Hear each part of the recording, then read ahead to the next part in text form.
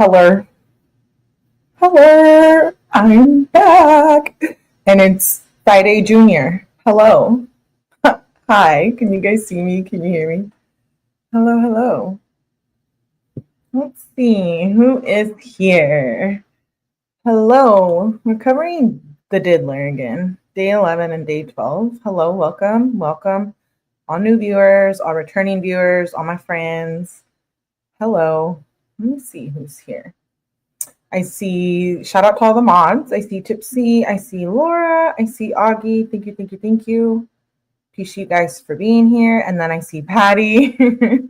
Hi, Patty. I see who else? Robert. Hello, Robert. Hello, Justice Jane. Good to see you. Hello, beautiful Clar. And hello, Fortune. Okay, good. Yeah. I got a new mic and a new camera, so I'm going to work on setting that up tonight. So hopefully this weekend we get some good content. Please make sure you do all the YouTube things for your girl. Please, it really helps out. Hello, Jules. Hello. We are going to cover yesterday Diddy trial, day 11, day 12. We just do like a little read through. I only got one clip tonight, and then we'll follow up with Karen Reed. Also following that trial, new deep dive tomorrow night, and then I'll continue Carol Reed. Karen Reed, and then I want to start another trial, but that's a lot. We'll see. Hey, Torta. Okay, let's get started. You are not following the Diddy trial. It's wild. Did you say Diddy? I did. Yes, we are covering Diddy yesterday, day 11, May 28th. I believe, I can't remember if it was a stylist also that testified yesterday. And then I know today it was quote unquote Mia. Hello, Eileen. Hello, hello. Thank you for being here. Welcome, welcome. We are going to get started on day 11. Stylist testifies about Combs making threat about Ventura's career. Here's what happened this afternoon. So it gives you a little recap, and then we'll go through the details. After lunch, celebrity stylist Deontay Nash returned to the stand. Okay, so Deontay Nash is who was on the stand. Nash testified about witnessing Combs make threats about Ventura's music career and threats about releasing SCX explicit videos of Cassie, sending them to her parents' employers. So nasty. Let me know in the chat too. Are you for Diddy or against Diddy? Yeah, that's disgusting. He recalled 2 incidents where the stylist witnessed Diddy be violent towards Cassie. And one instance, Diddy hit and kicked Ventura until she hit her head and started bleeding. Trigger warning. Trigger warning. I forgot to say that at the beginning. This is terrible. He's disgusting.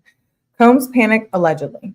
Combs panicked after seeing the blood, Nash said. Nash testified that Diddy was aggressive towards him, personally popping me in the back of the head and grabbed him by his shirt in one instance.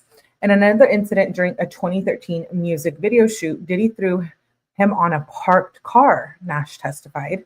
The stylist testified that he saw bruises on Cassie's body quite often, adding that he didn't report violence he witnessed for fear of retaliation.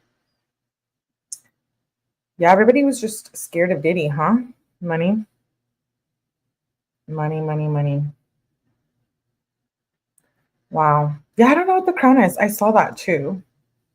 I'm like, it's a new thing YouTube's doing. I'll have to look into it. I don't know what it is. Let's see. On one occasion, Nash testified that Diddy searched his home looking for Cassie, leaving no stone unturned. He looked in the oven. I don't know why he would look in the oven, Nash said. What the frick? The home search resulted in Diddy forcing Nash to take him to Cassie, who was at a nearby hotel. When he left the hotel, he noticed a car following him. The stylist said he feared his home wasn't safe and stayed elsewhere for the night. When he returned, some of his personal belongings were stolen. What? This is crazy. Hold on, let me fix my headphone. I mean, we just recently heard about Kid Cudi in the car being, weekly hotel stays. Nash testified that Ventura would go to a hotel with Diddy about weekly. would go to a hotel with Diddy about weekly, saying he would often see her pack a black duffel bag with sex toys for those stays. The stylist said Cassie told him she didn't want to go, but she did because he wanted her to, meaning Diddy. Nash recalled one of those instances in particular, Cassie's 29th birthday, when Diddy and Cassie argued, and Cassie told him that Diddy was mad because she didn't want to go to a hotel and freak off with him. Nash testified that he smokes the Mary Jane and said he had seen Ventura take rugs, including our girl Molly, and at times inside of her home. I am horrified. Hey, Chief, good to see you. Good to see you. Good to see you. Thank you for being here, guys. I appreciate it.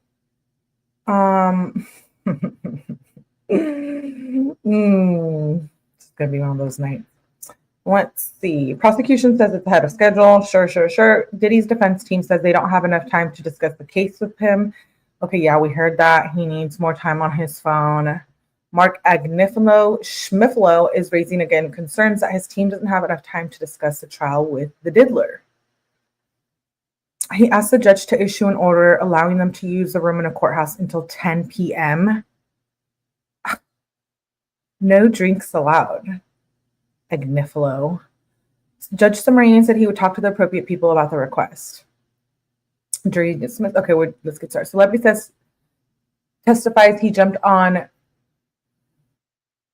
Styles testifies he jumped on Diddy to protect Cassie during a 2013 apartment attack. Okay, this is the first I think we hear of anyone standing up to Diddy in the court. What was I thinking? The lawyer. He's not the one to be on trial. But I have questions. But anyways, I think this is the first time I hear anyone going up to bat for Cassie, right? And all of the people that have testified, everybody was scared of him. I think this is the first time we hear that someone physically did something. Defense attorney Xavier Donaldson walked Deontay Nash, a celebrity stylist, in front of Cassie Ventura through his testimony about the time that Diddy attacked Cassie in her apartment while they were packing for a music festival in Canada around 2013. Nash said he jumped on Diddy's back, trying to pull him off Cassie to protect her from him, but also said he did it to protect him from doing something more serious. Nash confirmed that some of Combs' security guards who were outside tried to convince Diddy to stop bothering Ventura and Nash and to leave them alone. Okay, some security guards didn't say anything and some did. So, Nash testifies about his substance use. Stylist Deontay Nash testified that he had seen Cassie take rugs, including Molly, at times inside of her home. Nash testified that he smokes. He said one of his meetings with prosecutors was cut short after he told them he smoked beforehand. Oh, geez. Diddy says Diddy only approved Cassie's looks. He testified that Diddy did not approve looks for bad boy entertainment artists other than Cassie. He said he didn't think other artists had anyone approve their looks. Nash said, quote unquote, not that I know of, because some of them look terrible. Most of the artists kind of did their own thing. Nash says he last spoke to Cassie yesterday and congratulated her on her new baby. Yay! He said he last spoke to Cassie yesterday after she had her baby to tell her congratulations. Nash said that before he also spoke to Cassie about the clothes she planned to wear at the trial. When she testified. Oh, dang. So he's like still her stylist or what? That's wild. Okay. This celebrity asked for a break. He says that music labels have an interest in making sure the artists look a certain way. During cross-examination, celebrity stylist Deontay Nash confirmed that a music label like Bad Boy Entertainment had an interest in making sure the artist appeared a certain way. Defense attorney Xavier Donaldson asked Nash if it was important for the person running the label to make sure the artist's clothing looked good. Sometimes, yeah, Nash responded. The stylist also testified that Cassie did photo shoots for a clothing brand that was not affiliated with Bad Boy around 2015 or 2016. Nash said Diddy was still hands-on and approved both of her partnership with the brand and the photos. Donald suggested that since Diddy allowed Cassie to work with the brand, the music mogul wasn't holding her back. Not with that, Nash responded. Nash confirms that Diddy helped launch his career on cross-examination. Deontay Nash confirmed that he became a celebrity stylist after first being hired as an intern for Bad Boy Entertainment. Donaldson suggested that Diddy Combs, whatever his name, Love Diddy, Puff Daddy, I don't know anymore. I can't keep up. Helped Nash get his start, to which Nash said, go ahead. Nash also confirmed to help Cassie select her wedding dress.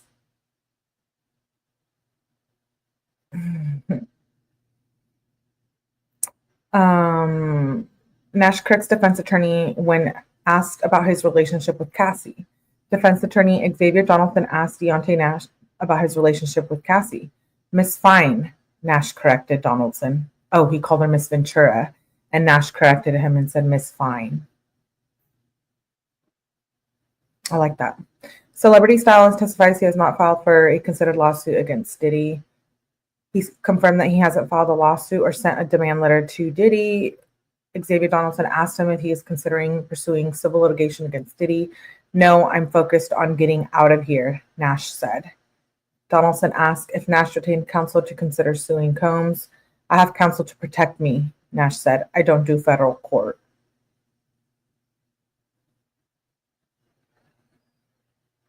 The prosecution completes direct examination. Oh, that's him in the picture. In the drawing.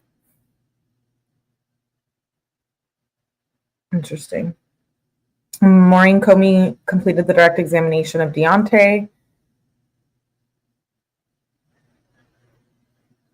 I don't hate him. Deontay Nash said he stopped working for Diddy in 2018, but that they've kept in touch, occasionally talking on the phone or over text message. What? He said he'd act loving towards Diddy when they spoke, despite everything he witnessed and personally endured. He noted that he had not pursued legal action or made a money demand against Diddy. Nash said he's still close to Cassie and they speak pretty often. When asked about how he feels about Diddy, Nash said, I don't hate him. I mean, I don't. It's just not in me. Wow. I have to put that here. Cassie welcomes their child. Ventura reluctantly went to weekly hotels to stay with Diddy. Ventura would go to a hotel with Diddy about weekly. He said he often saw her packing a black duffel bag with SEX toys. We read that. Nash testified that Cassie told him she didn't want to go. Nash recounted the night they celebrated her 29th birthday. And he was mad that Cassie wouldn't go to a freak off. Dude, if my boyfriend asked me to go to a freak off, I'd be like, come again? Excuse me? What did you just say? What am I missing? What?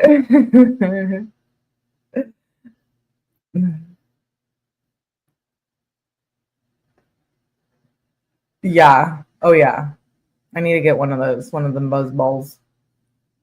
Okay, let's see. Nash said Ventura told Combs was mad because I didn't want to go to the hotel and freak off with him.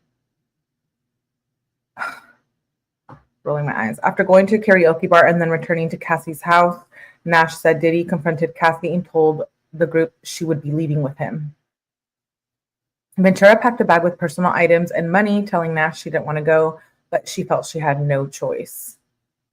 Nash testified that they both appeared to be under the influence, with Cassie seeming more affected. He says he didn't report violence he witnessed for fear of retaliation. Oh, he said he would help Cassie hide from Diddy, often at hotels. That's crazy. Combs would then blow up everyone's phone, Nash said, describing how Diddy's chief of staff, Christina Coram, oh, looky here, a name we're very familiar with, would also call him, saying Combs had calmed down and they should come back to the house. Nash testified that he talked to Coram about the violence against Cassie. Quorum said she speak to Diddy about it. Nash said the violence continued. Nash testified that he never reported any of the violence he witnessed out of fear that Diddy would retaliate. I definitely want to hear from KK. Christina Quorum. Nasty man. Stylist testimony speaks to elements of control Combs had over Cassie. Nash testified to elements of control. He testified that Cassie's entire persona, her wardrobe, her hair, that was controlled by Diddy, but more so he actually heard Diddy say, "I'm going to beat you."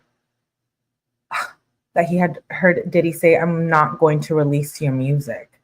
That he had heard Diddy say he was actually going to get her parents fired. So all of these things are threats that speak not only to underlying RICO charge, which, by the way, rolling my eyes because YouTube. By the way, looking back to the indictment, part of the prosecution's narrative is that he coerces women into romantic relationships under the guise of dating, but it's really for the purpose of engaging in sex. You know what I'm saying? The T word. Hey, Natasha. Hey, it's not me. It's not me. Don't come for me. I don't make the rules, but I guess I'll follow them here. I have no choice. Okay, make sure you guys follow my TikTok because I'm gonna start doing TikTok stuff over there. I'll have to. Did I drop the link the other night? I don't remember. I'll have to drop it. We're gonna do like hangouts over there. We do hangouts here too, but different kind of hangouts. No freak offs. Don't get it wrong. Just kidding. No, that's kind of a messed up joke. Is that too soon? I'm sorry. I'm so sorry. Oh hell yeah. Down the talk. Get the talk then. Or don't. I don't want to force you to do anything you don't want to do. Maris said Nash's testimony also speaks to the aspect of force, fraud, or coercion. Oh wait, I already read that part. Sorry.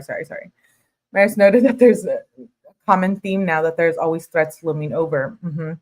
That's true. Cassie, based on accounts from witnesses and because Nash was forced to take the stand because he wasn't subpoenaed, he doesn't seem to have a reason to lie. He said that Nash said that he saw bruises on Cassie quite often.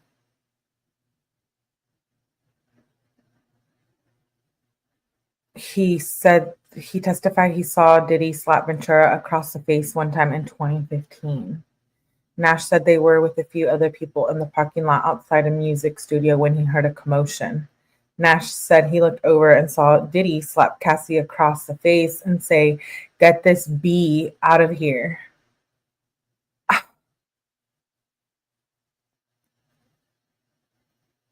What? Hey, Smog Dog. Good to see you, Smog. I'm shook. That's so messed up. Nash said that he took Ventura away and she was in tears. The stylist also testified that he FaceTimed with Cassie while she was getting ready for the Perfect Match premiere in 2016. Nash said he noticed she had a black eye. He saw her in concert at a premiere event and said he could see the black eye under the makeup. He also noticed that Combs was grabbing at her side during the event. Nash also testified he observed bruises on Cassie's legs, arms, and neck quite often. And he always talks to her that way. I know. Hey, Triple P, good to see you. Why did he ever think that was like sexy or hot? I don't know. Who thinks that? No one. Me said no one ever. Like, right? I'm upset. So the stylist testifies that Combs was with him during the 2013 was violent with him during a 2013 music video. Testified that Diddy was violent with him a few times. One occasion was 2013 during a music video for Cassie when Diddy attacked him while he was outside smoking a cigarette. Diddy grabbed Nash and threw him on a parked car, saying to Nash, quote unquote, "I thought I told you about going out, y'all wildin'," Nash said. Nash testified that Diddy was referring to the occasion he testified about earlier when Diddy told Nash he couldn't go out because Cassie because Cassie would want to go with him. Oh. This case is well, Millie. I know it's deep. It goes deep. It does. It really does. Nash testifies that Diddy searched his home for Cassie even in the oven. He must have been on something. Like, why are you looking for her in the oven? Looks like Molly got a hold of him. Let's see. Call him saying, see, Molly won't do that. I know. Deontay Nash's boss, Stylist Derek Roche, called him to say he had given Nash's address to Diddy, who was on his way there. Nash then dropped Cassie off at Sunset Boulevard so she could catch a cab. When Roach, Combs, and his security guard arrived at Nash's house, Diddy searched for the house and asking where Ventura was. He looked in the oven. I don't know why he looked in the oven, Nash said. Diddy then took Nash's phone, which showed Cassie was calling him from a nearby hotel. Combs then demanded that Nash drive to the hotel while he followed so Nash could get Cassie to come out of the hotel. Nash knew the staff at the hotel, so Diddy told him to sweet talk his way up to Cassie's room. Combs' security guard and Chief of Staff Tony Fletcher went with Nash up to her room. Cassie was frightened when they got there, Nash said. When they told her to go downstairs to Diddy waiting outside, Cassie said she was going to go over the balcony as she walked towards it, Nash testified. He testified that when he left the hotel, he noticed a car was following him and thought it was Diddy's security. He said he turned off his lights and sped away until he lost them and then went to a different hotel to spend the night. I didn't think my home was safe to go to that night. Nash said that when he returned to his home the next morning, his backpack containing his ID, $1,000 cash, and his iPad had been stolen. What the heck? Which comes, yeah. Hey, F. Trubin. Hey, Dustin. She was like, I'd rather jump off the balcony than go out there with him. That's like so sad. Combs threatened to release explicit videos of Cassie. We do know that she was blackmailed. Deontay says that he recounted a time in 2013 or 2014 when he was at Cassie's apartment and Diddy came over saying he wanted to talk to Cassie. He said Cassie and Diddy went into the bedroom, and when they came out, Diddy grabbed her by her hair and the back of her shirt and started pushing her out while telling her to get out of his house. Nash testified that he understood Diddy was referring to Cassie's apartment. Nash testified that Diddy pushed Cassie halfway out of the door and then began doing the same to him. He was more so popping me in the back of the head because I don't have hair and grabbing me by my shirt, Nash said. He said that he went downstairs to get in his car and Cassie and Diddy came down later. Puff began to berate us both and finally let us go, Nash said, referring to Diddy. Nash said that he and Cassie began driving away when they received a call from Diddy telling them to pull over. Diddy then came up to the window and started talking to Cassie. Nash testified that Diddy told her he would put explicit videos of her on the internet. Diddy said he was going to release them on schedule and start by sending them to her parents' jobs. Nash said Diddy also told Cassie he was the only one that protected her. Cassie was in tears as they drove away. Nash testified that he told Cassie if Diddy wanted to release the tapes, she should let him since he'd been on the tapes too. She said that he wasn't on the videos, that it was him taping her with other guys. Nash testified that Cassie said she didn't want to have sex with other men, but she did it because Puff wanted her to. Oh my gosh. Stylist describes time he says he witnessed Diddy attack Cassie. Diddy attacked Cassie in a rage sometime in 2013 or 2014 when he was helping Cassie pack for a trip. Nash said he answered the door when Diddy arrived because Cassie was asleep on the couch. Diddy came in yelling at Cassie about how she allegedly didn't have her phone. Nash said he watched Diddy grab her by the hair, pull her off the couch, and start hitting her. Nash said he ran into Cassie's bedroom with Cassie and one of Diddy's assistants. The assistant has been identified in this trial as Mia. Oh, so Mia's an assistant. Combs pushed the door open as they tried to lock him out. Diddy continued to attack Cassie, hitting her and kicking her until she hit her head on the bed frame, Nash testified. And he said that Mia and him both jumped on Diddy's back, but he threw them off. Diddy finally stopped when he noticed the blood. When he noticed the blood, he just panicked, Nash said. Nash said Diddy said to them, "Look what y'all made me do." Nash said he dialed 911, but someone told him to hang up before the call connected. He testified he can't remember who told him to hang up.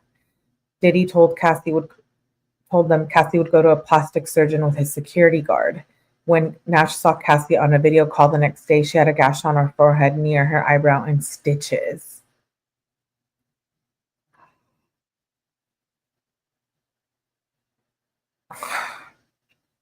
Stitches? I'm curious who that surgeon is too. Celebrity Stylist is back on the stand. Arson investigator Lance Jimenez. Oh yeah, Lance Jimenez testified yesterday. That's this little sketch of him. The drawings are, they're beautiful compared to what I could do, but they're funny sometimes. Mistrial motion denied. The defense moved for a mistrial claiming prosecutorial misconduct, citing LFAD arson investigator Lance Jimenez testimony that fingerprints evidence taken from Kid Cudi's home after the December 2011 trespassing incident was destroyed. Wait. Come again? What do you mean destroyed?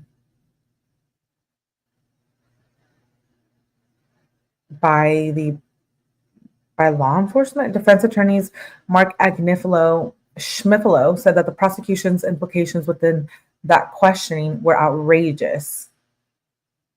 Prosecutor Christy Slavic said a mistrial was absolutely unwarranted. Judge Arun Subramanian denied the mistrial motion and instructed the jury that the questions regarding the destruction of the fingerprint cards and the answers given are irrelevant to the case and the defendant are not to be considered by you. Someone in the police department got rid of the prints or something after the fingerprint evidence taken from Kid Cudi's home was destroyed. Who else would do it? Wow. I'm shook too, Patty. I'm shooketh. After the break, Jimenez returned to the stand and said he made multiple unsuccessful attempts to make contact with Capricorn Clark and Cassie during his investigation within a couple of months after the January 2012 Kid Cudi car fire. He testified that after several calls to Capricorn Clark, her brother answered and told the investigator to leave her alone. Jimenez also said he made contact with Cassie's father, but he wasn't helpful.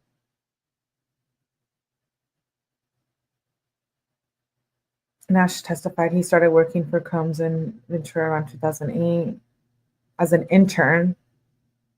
He heard Diddy tell Cassie he would beat her ass. Cassie would be super emotional after these incidents. Exotic dancer offers involved in freak house offers apology to Cassie. Well, that's nice. I would apologize because I had no idea, no indication what she was going through, Hayes said. And if you know, obviously my involvement kind of furthered her suffering. Just the thought of partaking in a scenario where a woman is possibly being abused is tough to hear. So, I would just apologize to her and tell her I was really remorseful and regret if I contributed to a bad experience for her. Oh, well, that's nice. That's nice, Punisher. Hi, Lily. Good to see you, Lily. I miss you. Wait, I want to hear more about that evidence. Oh, here's a picture of Nash. Is this supposed to be Diddy? That's funny. Deontay, do you see that? That's hilarious. He describes Diddy threatened Cassie. He would tell her he would beat her super emotional. She would cry. Sometimes she would stay in the house for days and go in a cocoon. Nash said Diddy would threaten not to release Cassie's music anytime he did something he didn't like.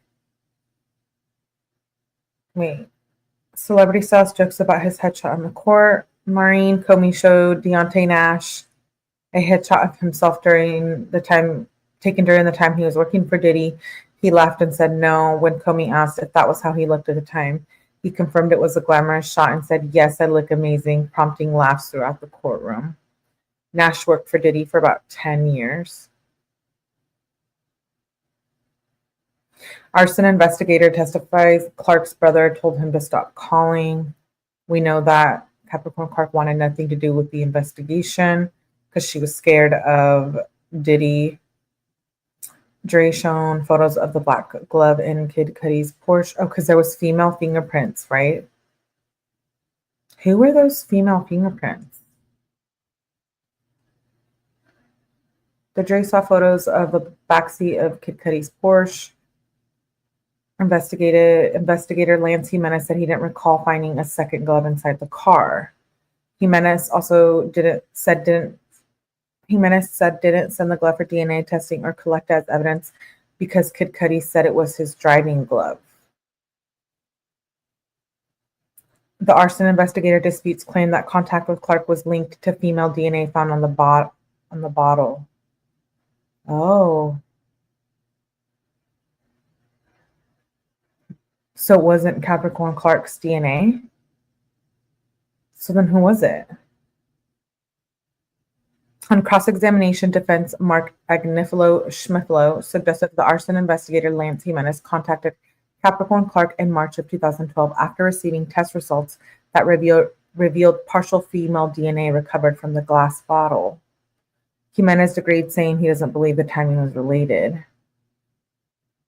Oh my gosh, who was there? What? They could have been any woman that was in his car recently. That's true. In Kid Cudi's car, or anyone that touched the bottle. So it could be really irrelevant, huh? Or it could be someone that helped him. I mean, that could also be true, right? Arson investigator said he tried to reach Cassie and Clark following the fire. Okay, yeah, he said he tried to reach Cassie through a family member of hers. They were both scared. Judge instructs jury to disregard testimony about destroyed fingerprint cards. Judge Subramanian instructed the jury that the questions regarding the destruction of the fingerprint cards and answers given was not to be considered. Judge denies defense motion for a mistrial. We already read about that. Defense moves for mistrial, alleging prosecutorial misconduct and claims of bias against Combs. No. This type of conspiracy theory is out there, and that a type of implication we believe these questions were designed to create plays right into that. Shapiro said a mistrial is the only proper remedy to cure the outrageous prejudice created by the prosecution's conduct. What did they do again? What it's like to be, okay, yeah, Sean Diddy Combs' mother, was present in the courtroom. Janice Combs with the wig. Nothing against wigs, just something against her wig, I guess. Judge says he'll instruct jury to disregard the fingerprint card. The guy's name sounds, yeah. Wait, Schmifilo? See you later, F. Jupin. Thank you. Someone at the liquor store, that's true, Laura. Hey, Ernie. Before the break, arson investigator Lance Jimenez testified that Kid Cudi had his home swept for fingerprints after the trespassing incident in December 2011. 2 prints were recovered from the glass front door. Jimenez said he collected a card with those fingerprints to compare to anything retrieved from the arson incident. Jimenez also testified that the print card was kept with evidence from the arson case was destroyed by an LAPD officer in August 2012. I didn't know that. I was just assuming earlier because I'm like, who else would destroy it? LAPD was getting paid off by Diddy. Oh my God, I'm shook. That's why the judge was like, Jury, please disregard that. Wait, what? Why isn't that important? Why aren't they like figuring out who did it and getting that LAPD officer in trouble? What the heck? Diddy was paying LAPD off. Am I surprised? Yes, but no. 2 prints were recovered from the glass front door. Jimenez said he collected a card with those prints to compare to anything retrieved from the arson incident. Jimenez also testified that the print card that was kept with evidence from the arson case was destroyed by an LAPD. Oh, I'm sorry, I already read that.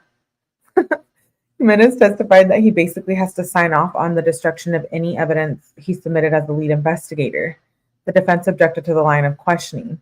During the break, the judge said he would tell the jury to disregard the testimony about the fingerprint cards.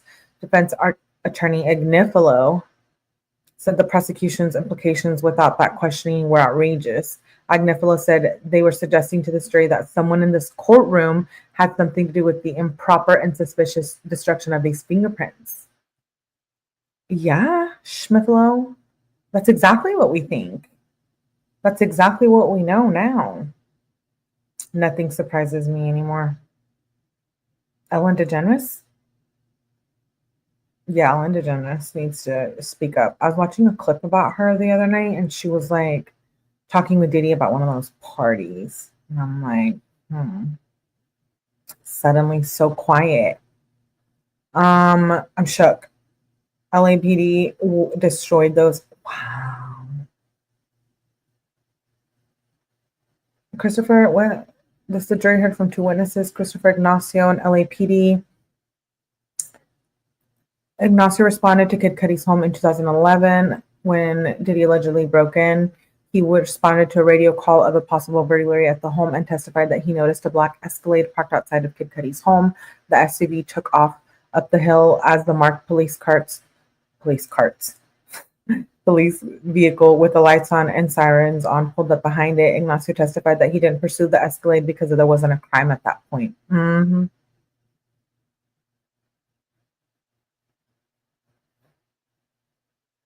Ignacio testified Cudi was flustered, real flustered, but didn't report a GUN being involved or that any property was stolen from the home. He said he didn't remember if anyone told him a GUN was involved in the incident at Kid Cudi's home, but he confirmed that he didn't reference a GUN in his report. So Lance Jimenez, he's a Los Angeles Fire Department arson investigator. Jimenez said that the Porsche was parked close to the garage, and he observed a cut in the canvas roof with burn patterns throughout the seats, the center console, the interior roofing, and some of the carpet. Jimenez testified he believed that someone targeted the Porsche, noting that it was not easily visible from the street in an affluent neighborhood with low crime activity, and another car parked in the driveway. At the time, it was not harmed. And while Jimenez said there was severe damage to the Porsche, it wasn't nearly the kind of catastrophic damage he normally sees from fully operational Molotov cocktails, he testified. There was a bottle on the front seat, and there was like a handkerchief on the center console that was burned, Jimenez said, adding that he also saw a disposable lighter outside of the car a couple feet from the driver's side. The bottle, cloth, and lighter were tested for DNA, but only the bottle returned results, Jimenez said, confirming that a partial DNA profile consistent with the female contributor came from the bottle, but said he didn't know exactly what that meant. Earlier, Jimenez testified that he does not have any expertise in DNA testing or analysis. I never trust the cops. They either cover for people or screw with people. Yeah, this is crazy.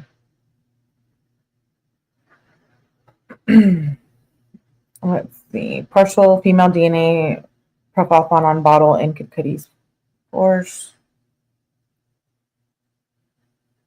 Okay, they don't know. Kid Cudi was, we know that. Arson investigator said Molotov cocktail in the Kid Cudi Porsche caused a smoldering fire. Here's pictures of it. That's wild. The arson investigator said the Molotov cocktail in Kid Cudi's Porsche didn't cause the damage it could have. The gasoline didn't spread fire throughout the car because The cloth fell out of the bottle that didn't shatter, causing only a smoldering fire. Had the firebomb exploded as intended, Jimenez said the car parked a few feet from the house would have likely spread to the nearby foliage and eventually the home. Oh, wow. LAPD, LAFD testimony could aid prosecution in proving racketeering charge. An LAPD officer at the Los Angeles Fire Department arson investigator took the stand today to provide testimony that could help the prosecution prove the racketeering conspiracy charge against Diddy with regards to Kid Cudi's arson and break-in. It's important to remember that when Kid Cudi took the witness stand, he testified that he believed Diddy caused the harm to his car, the arson. So when the prosecution now has the people from the LA department, now has the people from the LA Police Department, and also has the fire department, they can discuss exactly what happened to the car to help substantiate the prosecution's position. Kid Cudi's Porsche had several damages, but not typical of the accident. It could have been. They show more images of his car, signs of fire damage. LAPD officers, Kid Cudi was flustered. Police report came from alleged break-in at Kid Cudi's. We know that. LA officer describes the scene when he arrived at Kid Cudi's home. Christopher Ignacio with the LAPD is describing the scene when he arrived at Kid Cudi's home in 2011. Ignacio said he noticed a black Escalade parked outside the home. When he pulled up, drive by the home about 15 to 20 minutes later. When he ran the license plate, the vehicle's registration was tied back to Bad Boy Productions. Ignacio said he entered the home. The door was unlocked. No one was home, but the officer noted several high-value watches and purses. Some were wrapped and some were unwrapped. Ignacio said Kid Cudi eventually came back to the house and they filed a trespassing report. LAPD officer testifies he responded to Kid Cudi's home. Yeah, we know that. During the court, okay. One of Cassie's friends is expected. Yeah, we know that. Okay.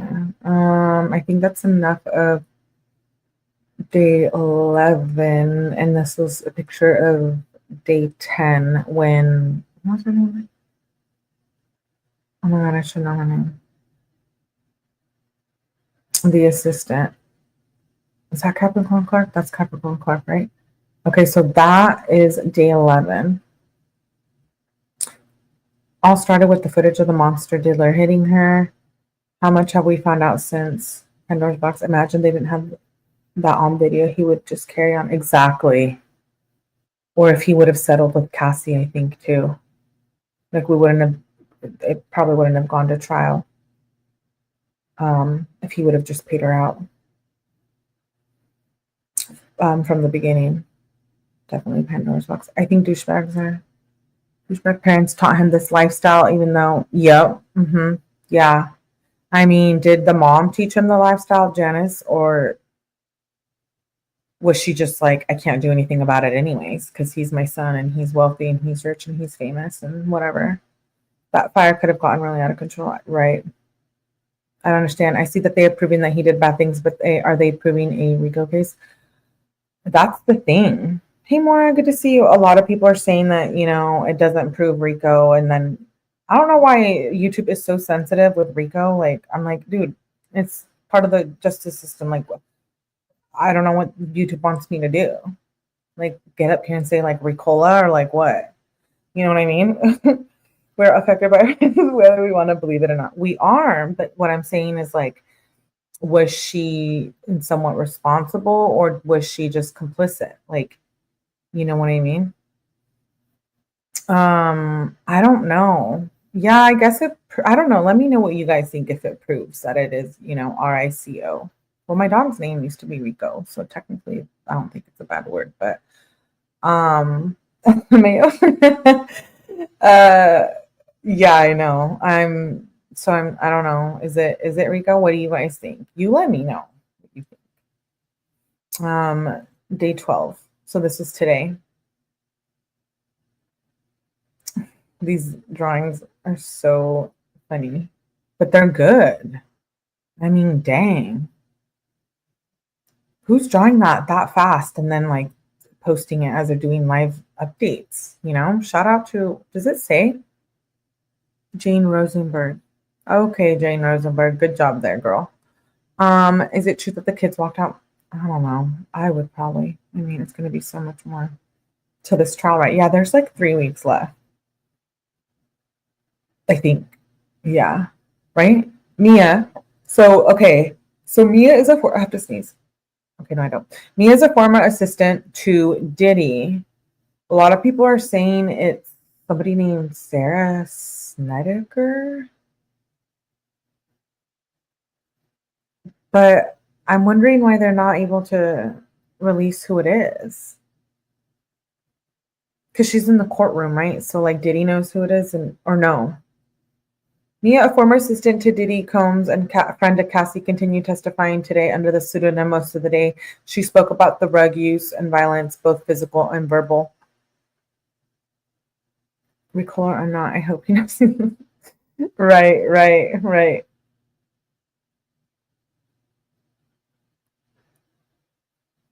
Oh, sorry. Okay, let's see. Humiliation and violence. Mia testified that sometimes Diddy treated her like his best friend or working partner, and other times treated her like a worthless piece of crap. And at times would humiliate her in front of others, threaten her job, and throw things at her. And she felt terrified and embarrassed when Diddy was violent with her. Mia spoke out about a time when Diddy slammed a bathroom door on her arm multiple times after he took off with her phone and threatened to use anything incriminating he found on the device against her. The jury saw emails Mia sent to other staff members about the incident. With her voice dropping to a near whisper, Mia testified that Diddy assaulted her, essayed her, multiple times while she worked for him. Wait, what? Mia said Cassie was not present when the assaults occurred and she never told her about them. The first instance was in New York for Diddy's 40th birthday. Another instance Mia described on the stand was at Diddy's LA home. Mia described 2 other instances where she testified that Combs raped her at his home in LA. She testified that she never initiated that kind of contact with Combs or told him she wanted to have sex with him. Mia said the essays were always sporadic and didn't follow a pattern and happened when Combs didn't have a girlfriend around. She said her dynamic with Diddy was one with no boundaries. She also said she didn't feel like she could tell Diddy no and testified that she was afraid she would become a target if she did. He would fire me and ruin my future and somehow twist the story into making me look like a threat, Mia said. She also testified that she was always afraid of being physically harmed by Diddy if she ever told him no about anything, not just sex. Diddy is the worst. Pseudonym anonymous. Hello, Thomas. Good to see you. I forgot the name of it, but she's protected. It's immunity, right? Is that what you mean? Like she's covered, she's protected under, she has immunity. She probably, I think a lot of them do. I think probably all of the witnesses do. Mia testified that she didn't think reporting the times she said Diddy assaulted her to the police was an option. Mia said she based that partly on some previous interactions she had with police officers. I didn't know that you had to tell the bad things that happened to you if nobody else saw. Adding that it's the most shameful thing in my life, Mia said. She absolutely did not want to be talking about the SA assaults, but said she felt she had a moral obligation to share these experiences. It's the most traumatizing, the worst thing that ever happened to me, she said. Wow. More than once? Me too, Augie. I just really hope to pray for everything he done to all these children and the woman he hurt. She's hiding her identity, but I thought maybe like the people in the courtroom would know who it is. Like, what about the sketch person? He didn't sketch her. So I'm wondering, like, was nobody allowed in there when she testified, or how do we not like know anything? Defense case may be somewhat longer than originally. Defense's case may be somewhat longer. Defense attorney Mark Agnifilo said prosecutors have notified his team of some changes to direct their case, which may make the defense's case somewhat longer.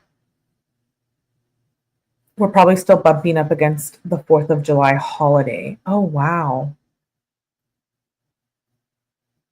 I need one. You need what? An identity?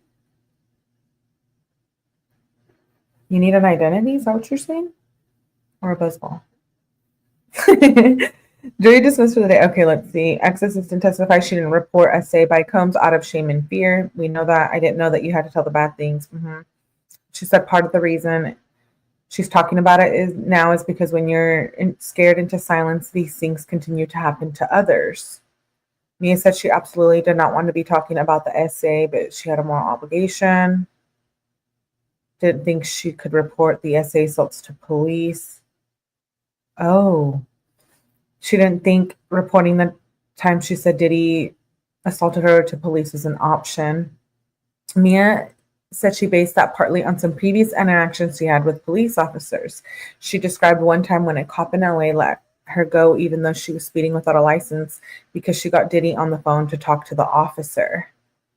Ah, there we go again. Oh, so the courtroom knows who she is, just we don't. Hey, Dodge, good to see you. So yeah, Diddy was definitely paying off LAPD. The cops approached pretty aggressively, and once they saw Puffy, they were like, "Oh my God," she said, indicating that the cops were excited to see Diddy. Ex-employee, no, I believe her, but who would be excited? Ex-employee, I mean, I know back then, probably. Ex-employee said she felt terrified and trapped.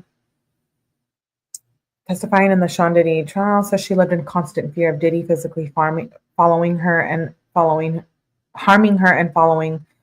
through on threats to ruin her reputation after he essayed her.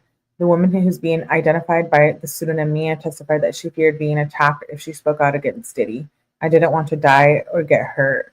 She testified she was always afraid of to be physically harmed by Diddy if she ever told him no. Her former boss also threatened to tell everybody about the encounters, including Mia's friend Cassie, who was dating Diddy at the time, as though I had something to do with it. Disgusting. Mia felt so desperate and terrified and trapped, she testified, and feared that if she came forward, she would be silenced, punished, exiled from the second family. I would have had a horrible reputation. I would have lost everything.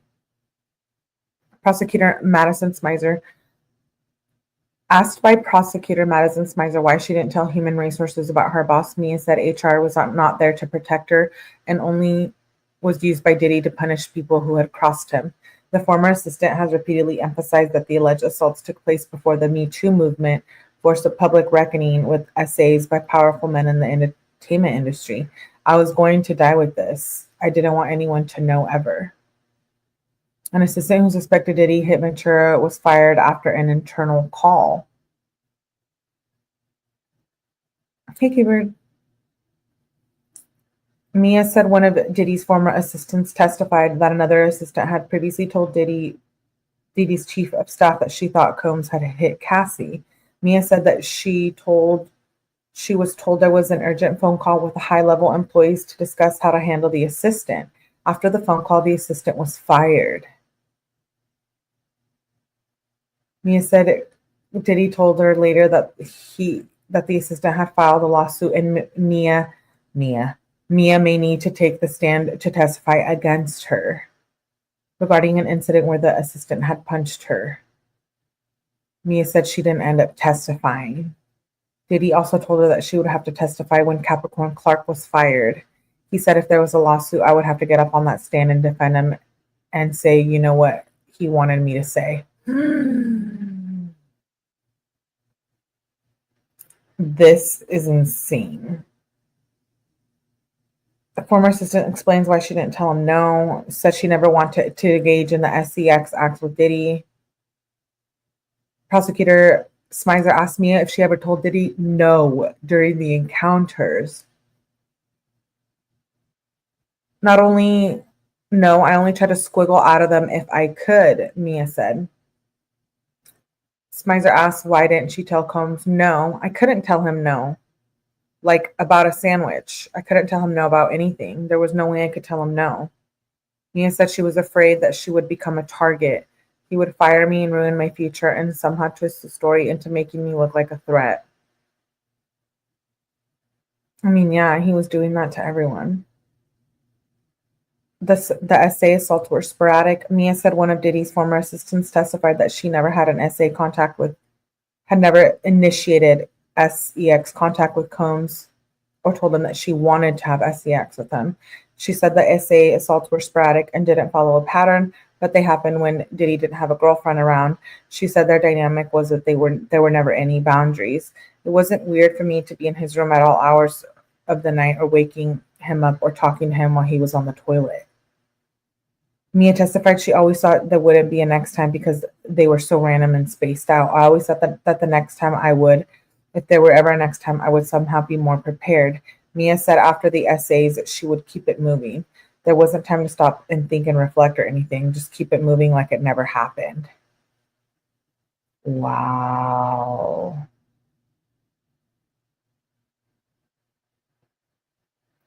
Former employee, she was raped her at his LA home.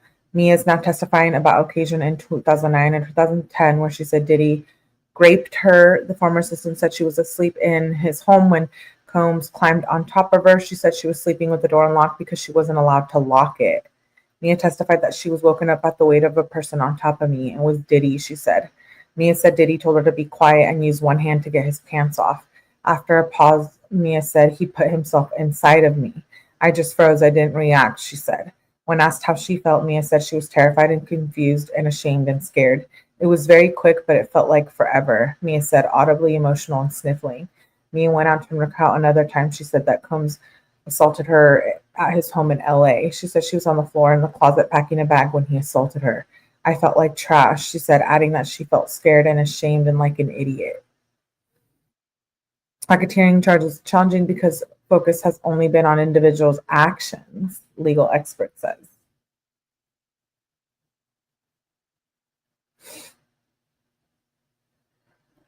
This is crazy. While Mia continues her testimony about her experience as Diddy Combs' assistant, the prosecution may still have a steep hill to climb in proving that Diddy was running a criminal enterprise. The racketeering charge in particular is challenging because the testimony speaks to individual conduct. Typically, racketeering involves lots of incidents and lots of people, but they're talking about a couple of people and they're talking about a lot of abuse. So I think the jurors could just view this as horrible behavior, individual abuse, and even potentially criminal behavior. But if it adds up to some sort of concerted enterprise, I think that is the steepest hill here. I think the defense is probably going to come back and say, look, a lot of these people are participating particularly because of the promise of this lifestyle. And that's what's luring these people into this behavior because they hope to get something from Diddy's notoriety, from his celebrity, and they're hoping to kind of ride that train. It's that individual choice prompted by celebrity lifestyle that is keeping the witnesses involved, Gabriel said the defense may say, as opposed to really being them coerced into behavior they wouldn't do. Combs' former assistant says internal alarm bells went off when he got too close to her. Mia testified that the next time Diddy made her feel uncomfortable was following the incident of his 40th birthday. She said she didn't remember the exact date, but she was still relatively new at her job. Mia said she was bringing Combs' bags to his apartment, and his security said something along the lines of, I've seen this before. When she got inside, Mia said Diddy asked her to look up something on the computer, and then he sat next to her. Mia said Combs leaned and got very close. She said her internal alarm bells went off. I felt really uncomfortable, but I didn't know how to behave, she said. She has to go to the bathroom. When she came out, she left the apartment.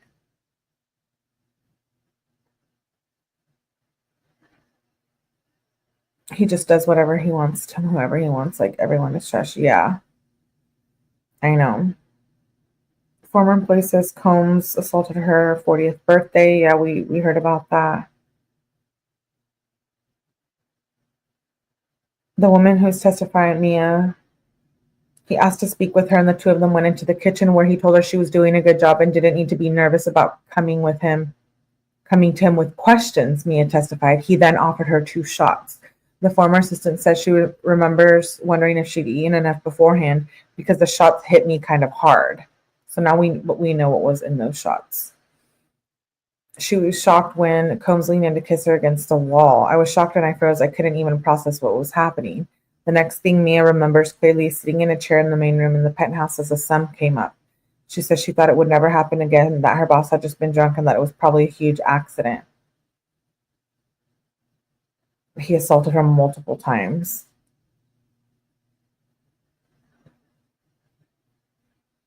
Ex-employee says Diddy ran off with her phone and threatened to use anything he found against her. The ex-employee testifies, okay, yeah, we know.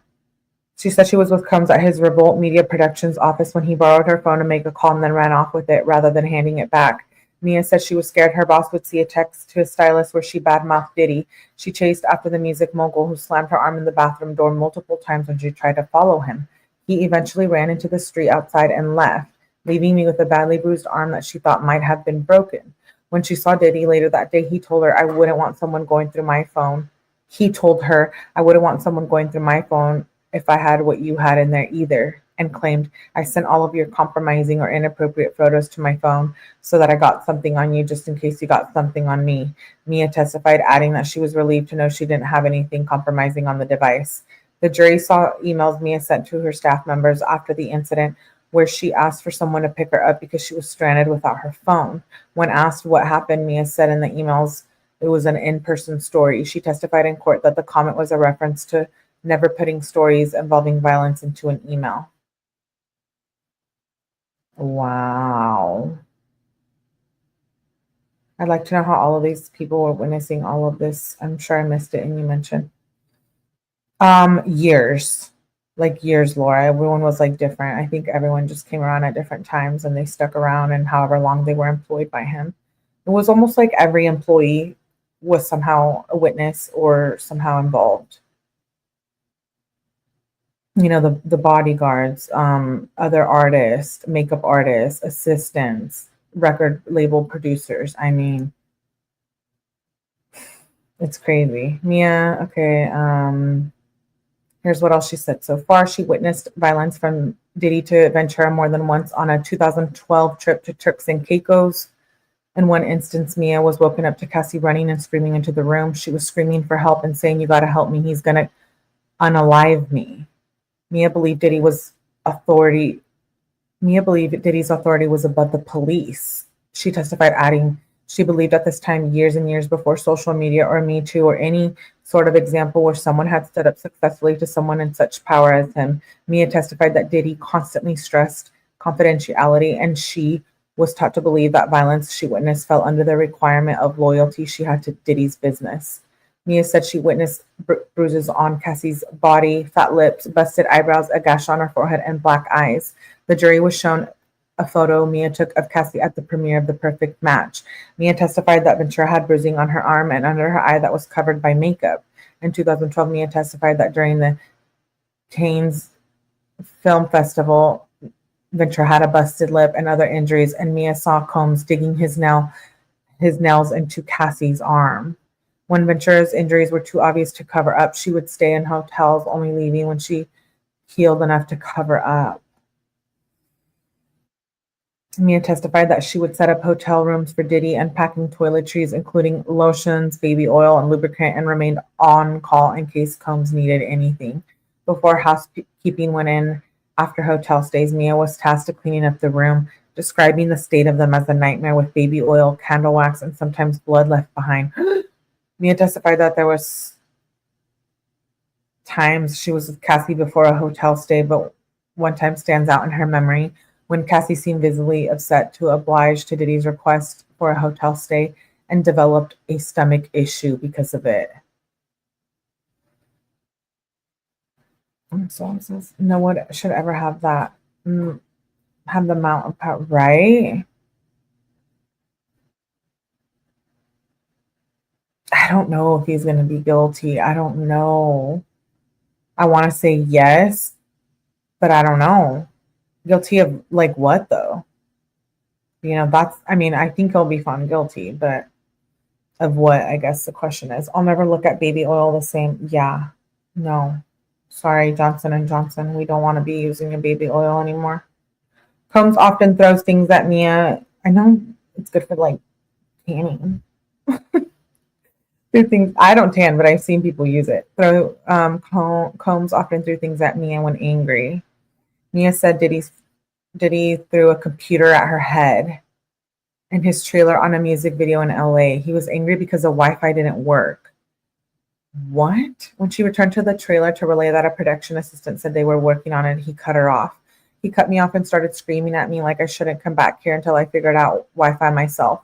Something like, I don't care if you have to call Bill Gates, and then chuck the computer at my head. It just missed her, she said, recalling she thought at that moment, wow, he meant to hit me. She ran out of the trailer and hid behind the luggage van. Mia testified she felt terrified, humiliated, and embarrassed when Diddy was violent with her. She says the incidents she testifies about were only some of the times Diddy would throw things at her.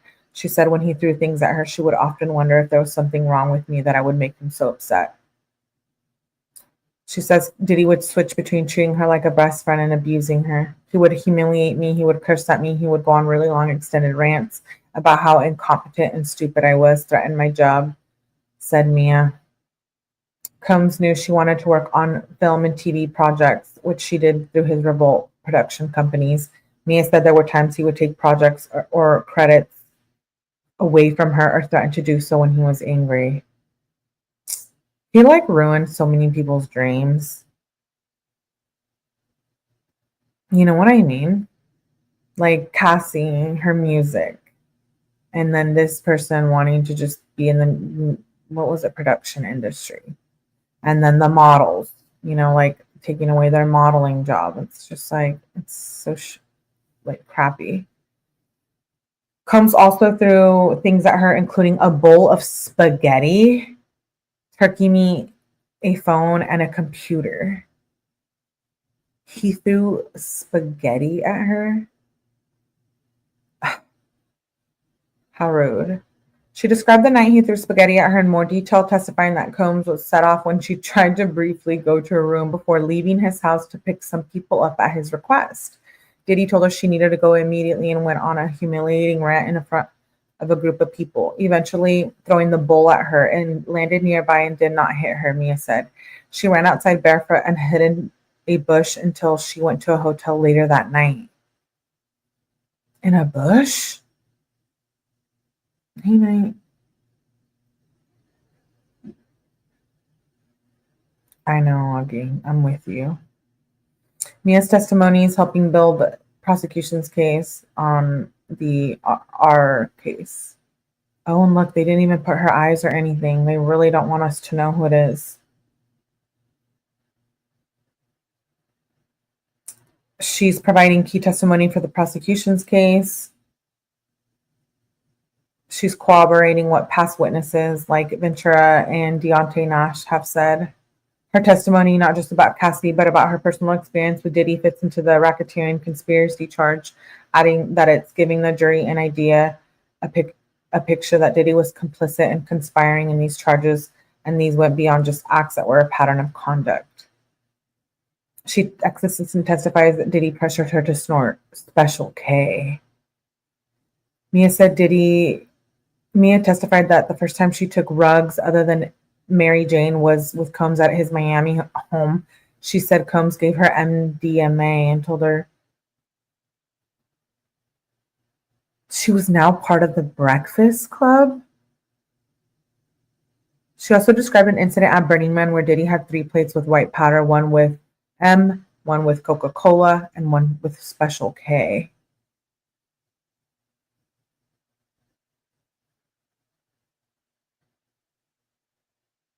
Money talks. That's right, Michelle. Good to see you, Michelle. I don't know if I said hi. Hello, love. And hello, night.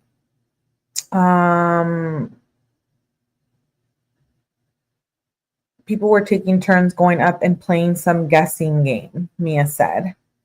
Diddy told Mia it was her turn. She tried to protest, but Diddy became upset when she tried to fake taking the rugs and separated out the dose he wanted her to take.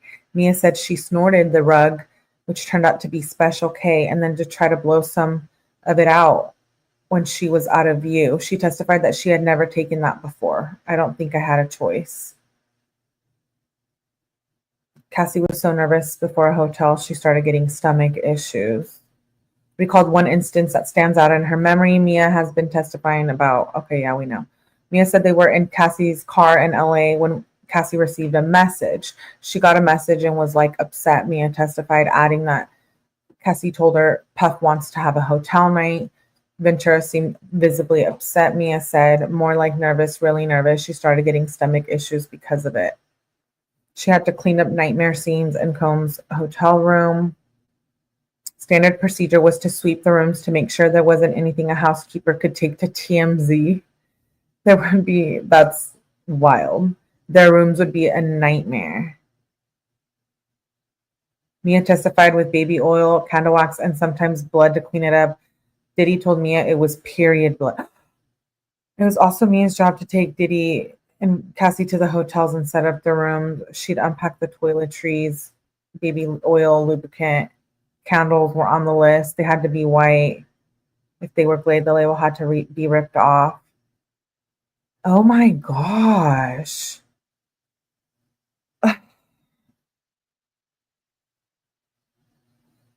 I feel bad for her. Oh, that's his assistant. Says she saw him digging his nails into Cassie at the Kane's movie premiere. One of Diddy, okay, yeah, we know. Mia recalled, they repeat it every time. It says like former assistant. Mia recalled that she saw Cassie's busted lip and other injuries in a hotel room with Ventura's hairstylist. Ventura played a recording for Mia, who testified that she could hear Combs yelling at Ventura as he attacked her. She could hear the sound of someone getting hit and being attacked, essentially. During the movie premiere, Mia testified she saw Combs aggressively talking to Cassie through gritted teeth and digging his nails into her arm. Diddy was heartbroken when he learned Cassie was dating Kid Cudi. Yeah, we know. He tried to blow up his car. Normally, he was just angry and aggressive, but this time felt like dark calm before the storm, she said, adding that she was bracing herself for something really bad to happen. She testified that Cassie stayed in hotels to hide her injuries. She thought Combs was too powerful to face the consequences from police. We found out LAPD has been being paid off. Allegedly, don't come for me. I'm just saying. Why wouldn't any of these housekeepers who don't make much money turn in? Right? Maybe they were scared. Why didn't all these famous rich people with power turn in instead of joining? I know. This takes heartbreak to a whole new level. I know. It's terrible. Former assistant said she witnessed many more violent incidents between Diddy and Cassie. I believe that Puff's authority was above the police. This was a period where years and years before social media or Me Too or any sort of example where someone had stood up to someone successfully with so much power as him. I was supposed to protect him from people, said the former assistant. So many people were trying to blackmail him, she said, that I came to believe reporting anything was blackmail. Oh, wow. She saw Ventura with black eyes. Former says Diddy was irate during the beach trip with Cassie. She said she doesn't remember what led up to the incident, but she remembers visuals of them hiding and trying to escape. Mia testified that she and Cassie took paddle boards they found on the beach and paddled out to sea while Diddy was running back and forth on the beach behind the house, screaming at us. She described Combs as irate. Mia said they got far out on the water, but when the weather took a turn. She said they were trying to decide if it was scarier to face Mother Nature or go back to Puff.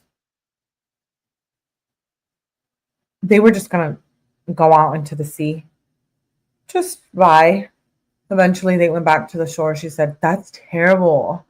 I mean, Cassie said she would rather jump off the balcony, and now they're saying they would rather just drown than go back to him. Like, that's how terrifying and disgusting he was. Those are like both catastrophic things to happen. Drownings. And the guy, what's his name? The one, what was the one that went over the balcony? I mean, what the heck? And now they were thinking about drowning.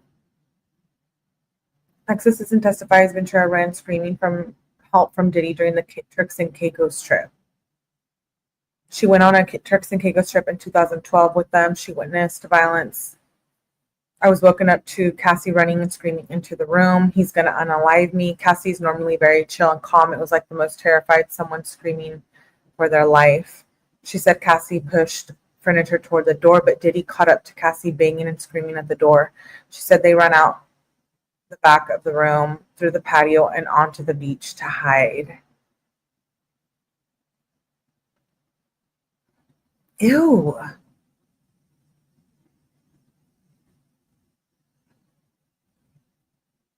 Ew, I'm gonna get him off the screen. Don't worry. Sorry, guys. That was Diddy on the screen. It hurt my eyeballs. But decided not to plead guilty. Okay, yeah, we know. Here are the witnesses who have taken the stand so far. We did read through this list. Isabella Flores, Danielle Phillip, Yassine Binda, Don Richard, Carrie Morgan, David James, Regina Ventura, Sheree Hayes, Gerard Cannon, Don Hughes, George Kaplan, Kid Cudi, Mila Morales, Frederick Zemore, Joshua Croft, Capricorn Clark, LAPD Officer Christopher Ignacio, LAPD Arson Investigator Lance Jimenez, Deontay Nash, and Mia. And it's only 3 weeks in. Wait.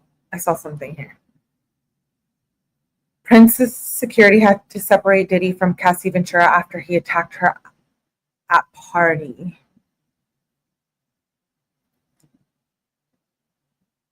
This seems like a movie, not real life, right? Just before court took a break,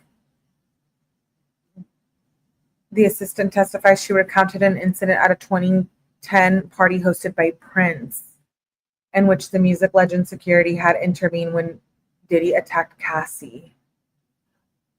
How embarrassing and like humiliating. The ex-employee who was testifying under the pseudonym said it was the night after an award show. Cassie and another friend previously testified this was around the Emmys that year. Diddy told Mia to stay with Cassie at a hotel to keep her company. Mia testified, as the music mogul had told Cassie he would be with his kids. A friend called and told Mia that Cassie about the party at Prince's house. Cass and I debated like little kids if we should sneak out of the house for probably what felt like forever. They ultimately went to the party and were having fun dancing and watching Prince perform. Then Diddy arrived. Mia recalled seeing his bucket hat and the two locking eyes. Mia and Cassie took off running out of the house, but Puff caught Cass. The former assistant testified. He caught up to her and had her on the ground. He started attacking her, but Prince's security swiftly intervened. Mia left and spent the night at a different hotel. The ex-employee testified the next day. The head of human resources told her Diddy was suspending her without pay for being insubordinate. She said the HR employee did not mention anything about Diddy's behavior the night before. Wow. And you know what? Shout out to Prince's security team. Like, we've heard of very few people who actually, physically got involved or did something because they were scared at Prince's party. That's insane. It's literally insane. Prince knew this. Well, a lot of people did. I saw him pick her up and thought, is he going to unalive her? Mia started choking up as she described the time she said she witnessed Diddy attack Cassie. She testified Combs then followed Cassie into the bedroom. I saw him pick her up and thought, is he going to unalive her? He slammed her head into the corner of the bed, adding that Cassie's head started gushing blood. When the attack finally stopped, Diddy told Mia to get in touch with the assistant to schedule an appointment with the plastic surgeon to fix the gash on Cassie's head. He told Mila to tell Cassie to say Cassie fell because she was drunk. Mia said she followed Diddy's direction because she thought that was the only way to get her help and because Puff told me to. Prosecutor Madison Smizer asked Mia to describe how Combs appeared during the incident. His eyes turned like black, like there was no getting through, Mia said. Like I was trying to get him to stop, and it was like he was looking through me. Mia testified that it was the first time she realized the severe danger that they were actually in. She noted that Diddy did not appear to be under the influence of any drugs.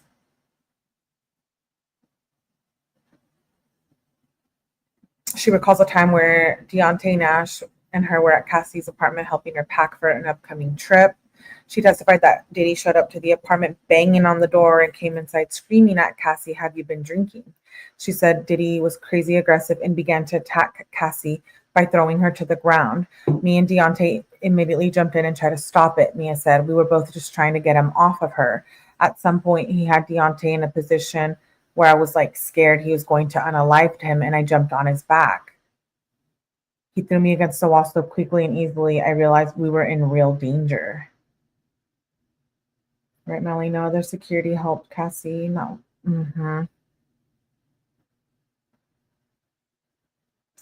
Access system describes, okay, the violence frequently attacked Cassie. I've just seen her with her arms up for him to stop.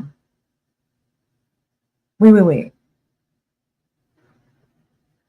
There's so many instances of him being violent with Cassie. I can't even keep track. She saw signs of violence in the relationship.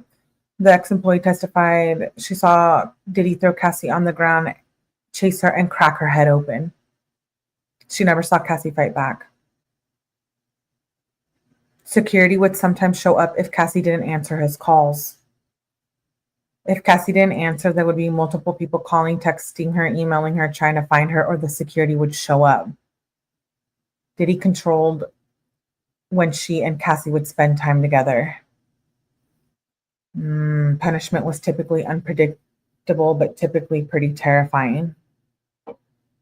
She says Diddy would take away Cassie's car or jewelry to punish her.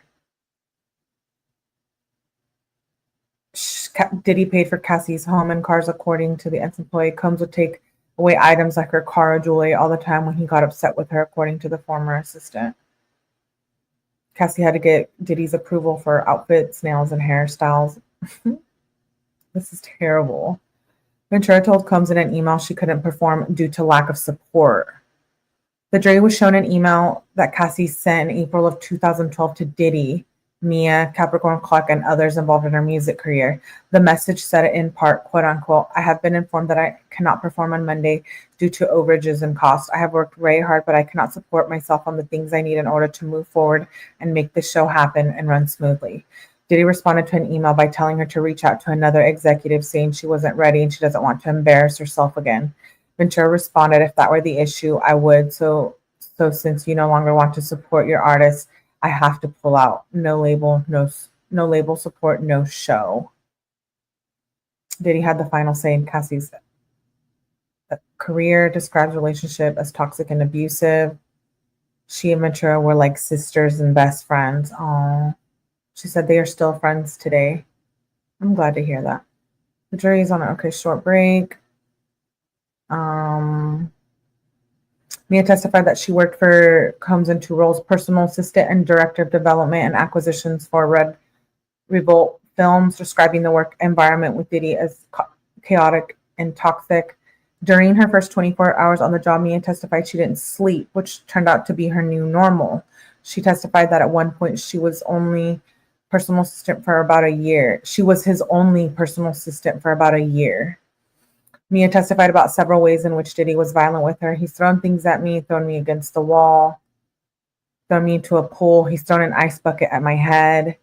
The jury saw a list that Mia shared with another employee in 2011 outlining her jobs and responsibilities, written after Diddy, who she referred to as PD, made a threatening comment questioning what she did all day. Some of the list items read included maintaining P. Diddy's daily routine in both professional and private circles from the minute he wakes up to the morning until he falls asleep at night, and anticipating his needs, whims, and moods. Mia said she'd get in big trouble if she left Combs' home without permission. Let me check it. He most likely had something to do with Prince's death too. We know he had a lot, well, allegedly, in Melly's opinion. I mean, I don't think it's your fault. Maybe that's what it was, and she just got into it and couldn't get out. That's because Prince was a stand-up guy. He just dressed differently. I love Prince. Yeah, Jules. I hate to say it, but did she want to be in the business so bad that she had to deal with this? I know it's terrible. Hey, it's a fair question. Definitely not her fault, but she had money to get out, but she was scared. When someone's threatening your life, see, I don't know, like a wealthy person like this. Yeah, you make a good point. Laura, I've been thinking the same thing about other famous people he allegedly are, and they did nothing. I mean, some not supposed to be hidden from the streets and then let him do whatever, right? She says she was working on TV and film projects, was a dream come true. The ex-employee, yeah, said she'd been essentially running Diddy's film production company for years and had finally gotten the title to reflect her work. She said working at Revolt Films was her dream and that working on TV and film projects was overwhelmingly awesome. She said she was still doing some personal assistant duties when she started the new role at Revolt. Her starting salary was $7,000, and a few years later it went up to $100,000. She was the only assistant for a time, and it felt insane for a year, and it was difficult. I didn't have time to feel, but like insane. Mia said that Combs gave her a pep talk when he told her she would temporarily be the only assistant and position it as though we're going to do this as a team. She said the fact that Diddy believed in her made her want to prove herself to him. He would threaten her job and humiliate her. She wasn't allowed to leave Diddy's house without permission. She recalled one time in 2009 or 2010 when she left the home late at night after Diddy was asleep. After she left the house, Diddy's security called to let her know that Diddy had sent them to go find her. I got in big trouble, Mia said. She said she was not allowed to lock her door when she stayed in Diddy's home. This is my house. No one locks the door, Diddy would say. Diddy's security personnel were allowed to lock their doors. One security guard's room held the home's camera system. Ex-assistant says she was never at her apartment because she traveled with Combs. She said she traveled with Diddy and stayed wherever he was or in staff housing. Jury sees a list of the former responsibilities she had. Testified that she wrote the list after Sean Combs, who she referred to as PD, made threatening comment questioning what she did all day. Wow, he raped her and attacked her, and then he still questioned her when she was like living and working 24 hours a day for him. All of the items include, okay, so this is what it was her jobs. All of P Diddy's social media presence, main liaison, BWP with P Diddy, and Hollywood. P Diddy's daily routine, keeping him on schedule, protect him at all times, staying within PD's eyesight unless he advises otherwise, always while on duty, maintaining Diddy's daily routine in both professional and private circles from the minute he wakes up in the morning until he falls asleep at night, anticipating his needs, whims, and moods. She also wrote that Diddy would ask her to do 17,000 things at one time, ranging from cracking his knuckles to writing his next movie to doing his taxes. Wow. She worked for days without sleep. She didn't sleep the first 24 hours. She initially thought it would be a challenge as part of her 2-week probation period, but she said that it became a norm. She didn't sleep for days when she was working. One time she recalled working for 5 days straight without sleep. Extended release Adderall helped her stay awake. When she had finally had a breakdown from exhaustion, crying uncontrollably, Diddy told her she could leave to go sleep. Diddy answered the door in his underwear when she met him for the interview. As part of the interview process, the woman who was testifying, went to Diddy's apartment to meet with him along with the head of human resources. She testified that Diddy answered the door in his underwear and the head of HR introduced him and then left. Mia said he later put on more clothes. Mia was told she would work 40 hours a week, but testified she would always work more than that, and she was told her starting salary would be $55,000, but it was actually $50,000.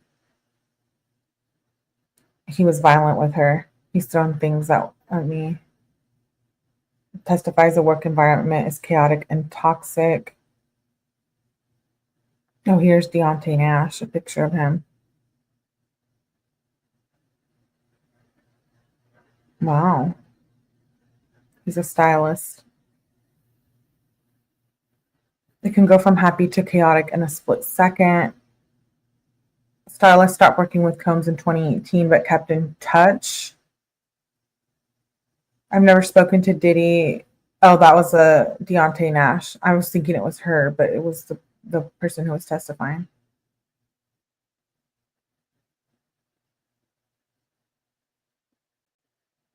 Stylist says he left the hotel room one time. Ventura said Combs wanted another man over. Defense says Nash's testimony on the stand doesn't match what he told prosecutors before the trial. Nash testified yesterday that the night they celebrated Ventura's birthday, Diddy and Ventura argued at dinner, and Combs told her he did everything for her, but she couldn't do this one thing. Donaldson suggested the government's interview notes didn't reflect those details. Nash also didn't tell prosecutors he saw Diddy pointing in Cassie's face in the corner of a karaoke bar that night. Nash testified several times he didn't expand on many things with prosecutors during pretrial interviews. I never wanted to be involved in the case. Wow. I don't know. All this just lack of humanity, more laws should prevent somehow. I know. I agree, Augie. Let's see. Is this just a recap?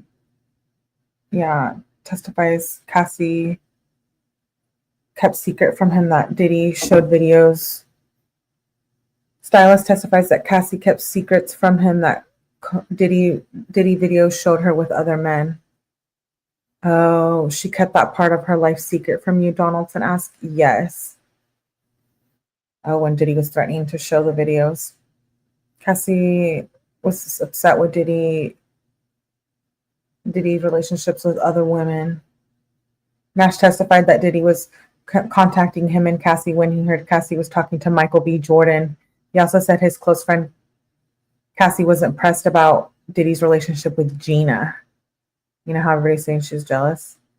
Nash testifies about setting Cassie up with actor Michael B. Jordan. Oh, she should have dated him probably, huh? Yes, I did hook her up with Michael B. Jordan. I know where we're going with this. Nash testified, he fine, she fine. I mean, why not? Is that what he said in court? The judge warned Nash a few times to wait for a question and only answer the question asked. Nash said that Cassie and Diddy broke up while she was in South Africa after she found out Diddy was seen in public with Gina at an event. Ventura and Combs had split when she started dating Kid Cudi. Okay, that was it for day 12. That was insane. That was a lot of stuff. Okay, we're going to watch a quick clip, just kind of like touching base on this from Law and Crime. You guys know I love Law and Crime, and I like these little clips that they do. And threats by Sean Diddy Combs. We're talking about what the celebrity stylist, who was by Cassie's side for more than a decade, had to say on the stand. The brutal beatings. Deontay Nash says he saw Combs lay on Cassie Ventura. How Cassie almost jumped off a balcony to escape Diddy at a hotel. And what Deontay Nash said happened when he tried to stop Combs in the middle of one of his alleged assaults. We're on the case presented by Law and Crime. I'm Chris Stewart.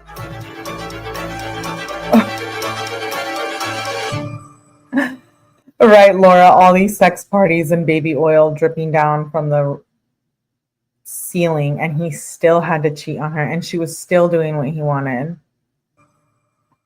It was hard to read at times through the transcript of what Deontay Nash had to say on the stand. The celebrity stylist who worked for Sean Combs and was witness to the relationship that Diddy had with Cassie Ventura. In fact, he was the person who was in charge of how Cassie looked. Here's a sketch of Deontay Nash on the stand in Sean Combs' sex trafficking and racketeering trial. He said he worked for Bad Boy Records from about 2009 to 2018. He said it all started when he answered an ad on Craigslist. His first job at Bad Boy was as an intern. Eventually, he...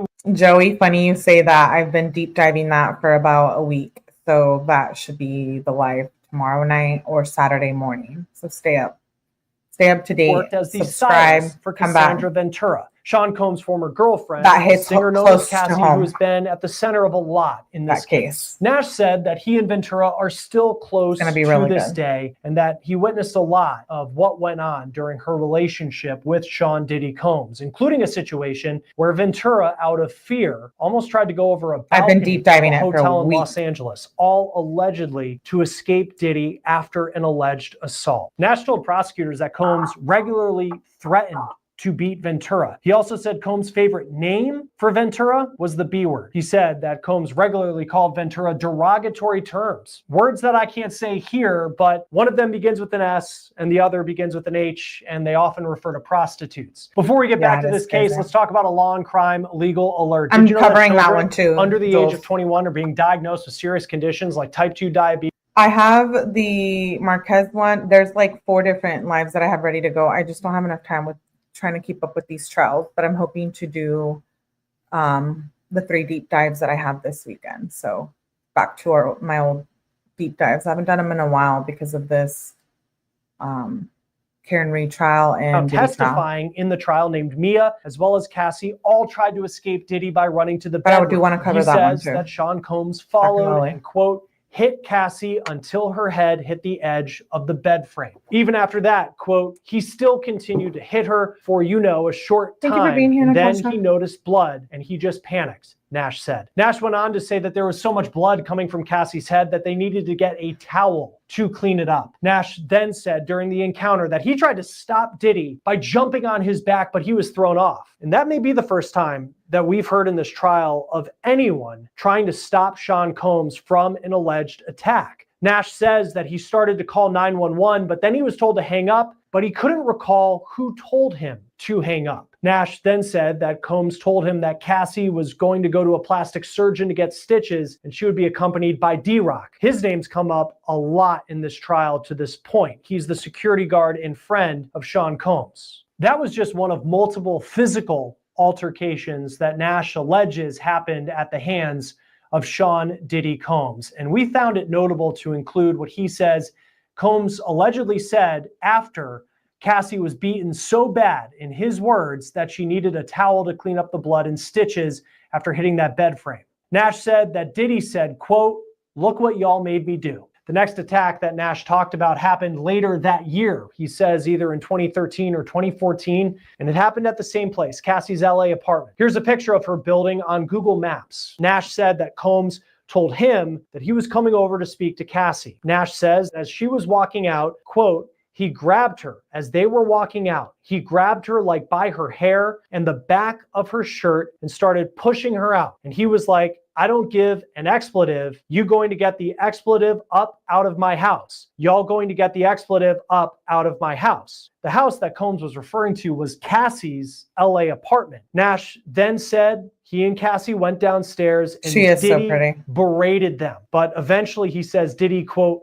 let them go. But as they were driving down the road, Sean Combs called once again and he told them to pull over. When they pulled over, Diddy walked over to Cassie's window and Nash claims that Diddy said, quote, that he was going to put her sex tapes on the internet. He was going to release them on schedule and that he was going to first start by sending them to her parents' jobs and he was going to get them fired and that her brother was an expletive and that Puff was the only one that protected her. Nash then said he got Cassie a cab to get her away. He says Uber wasn't really a thing back then when you think back to 2013 or 2014. Nash, now at his house, says Combs came by looking for Cassie. Nash said that Combs was mad and he was looking everywhere in the house. He says that Combs even looked in the oven as if Cassie would be hiding there. Eventually, Cassie called Nash, and that is how Sean Combs found where she was that night, because she was calling from a hotel that Sean Combs knew in Los Angeles. And then Nash said Combs told him to go get Cassie. Nash says as he drove to the hotel, behind him was Sean Combs with his security in tow. You can just imagine this scene, an angry Sean Combs trying to find a girl that Deontay Nash saw him assault, and that girl is now hiding in a hotel just trying to get away. But Nash says when they got to this hotel, Combs told him to go get Ventura. Nash says he went upstairs. With him were members of Sean Combs' team, including that security guard, D-Rock. Quote, I opened the door and turned on the light. The prosecution asks, what happened when you turned on the light to Cassie's room? She jumped, Nash said. Who jumped? Asked the prosecution. Cassie, Nash said. Nash said that Cassie was frightened. Diddy's security told her that Combs was downstairs and he was waiting. Nash then said, quote, she said, oh no, and then she went towards the balcony. She said she was going to go over the balcony. Nash said that the balcony was not on the first floor, but he couldn't remember what floor it was on. He then said that he and the security guards helped Cassie sneak out the side of the hotel. Nash said that he told Diddy downstairs that Cassie had left the hotel. Diddy did not apparently like that and allegedly told Nash that he felt like he was being played. Nash then said he drove home, but as he was driving back to his house, he noticed there was a car following him and one that belonged to members of Diddy's security team. Nash said instead of going home, he went to a hotel because he didn't think his house would. After all of this information, do you believe that Diddy did have something to do with Aaliyah be safe? In fact, he said when he got home the next day, his backpack was no longer there. And in that backpack was $1,000 in cash. He said he regularly kept that money on him to be able to get a hotel room so he didn't have to put his name down with a credit card. He didn't want to put his names down at hotels because, quote, I didn't want Puff to find me.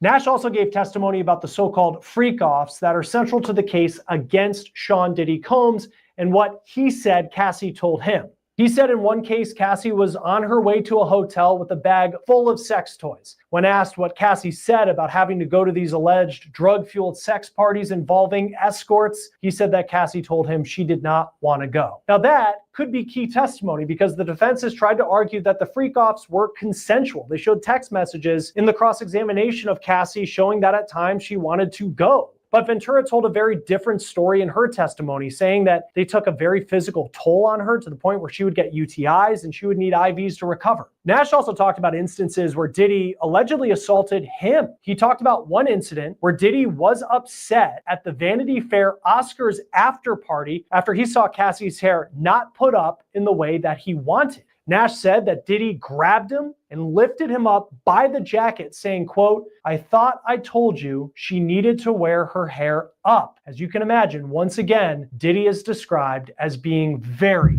angry. He also said, outside of a music video shoot, one that was never released involving Cassie, Combs choked him, once pushing him up against a car. Allegedly, Diddy was upset this time over how much he thought that Cassie and Nash were going out. On cross-examination, the defense's approach was very similar to what we've seen during this trial, an attempt to make the stories that the witnesses are telling seem we did know a lot of this consensual and professional. We didn't know like the exact facts, but whoever's like, for those of us who have been following for the Diddy stuff since like back in the day, like I was like, I've always been like an Aaliyah girl and stuff, so we always kind of heard things about Diddy in the background, I think. But I didn't know the defense pointed to the fact that Nash was very blunt in saying he did not want to testify or be involved in the case whatsoever. And they also pointed to how he would end meetings with prosecutors ahead of trial early. They also pointed to the fact that Nash has a lawyer himself, and they tried to get him to say that he was planning a civil suit against Sean Combs, but Nash denied that.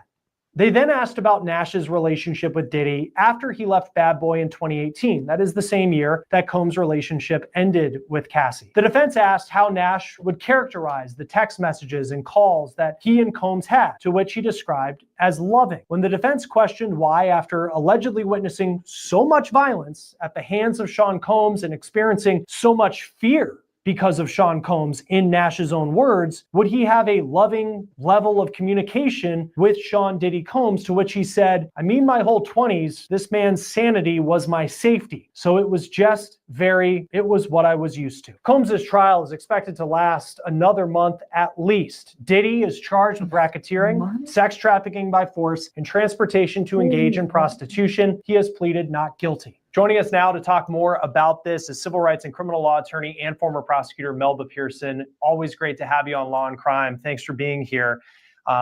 Just reading through the transcript of what Deontay Nash said it was like to work for Cassie and Sean Combs and to kind of witness the alleged abuse in their relationship. How does what he said fit into what the government's trying to prove? It's not a domestic violence case, but as far as racketeering, sex trafficking, and the charges that Sean Combs is facing. Absolutely. And Chris, always great to be on with you. I think that it's more about the credibility aspect, because we've heard from Cassie, a lot has been made of her credibility, as well as the fact that, well, she got a settlement of $20 million and things like that, and that she wanted to be there. This was a consensual type situation, that she wanted to be in these freak-offs. So Deontay Nash very clearly in many ways showed that that was not the case, that she would come back from freak-offs drained and upset. And he also was able to testify to the level of control that Diddy had over her, including refusing to let her record and release another album, that he had kept the tapes of her at the freak-offs and actually was threatening to release it to make sure that her parents got fired from their jobs. So in terms of the coercive nature of the relationship and whether or not she was doing these freak-offs and going from city to city with sex workers and things like that,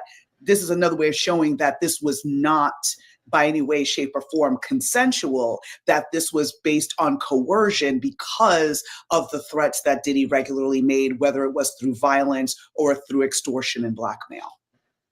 And when he was talking with the prosecutor and answering their questions, he talked about verbal threats that he said Sean Combs would give him and give Cassie. Then he detailed a couple very violent physical interactions that he said he witnessed, even tried to stop Sean Combs at one point from attacking Cassandra Ventura, and then goes into some of the testimony about the freak-offs and that she was leaving with sex toys, and then she would come back and as you're saying, being very drained.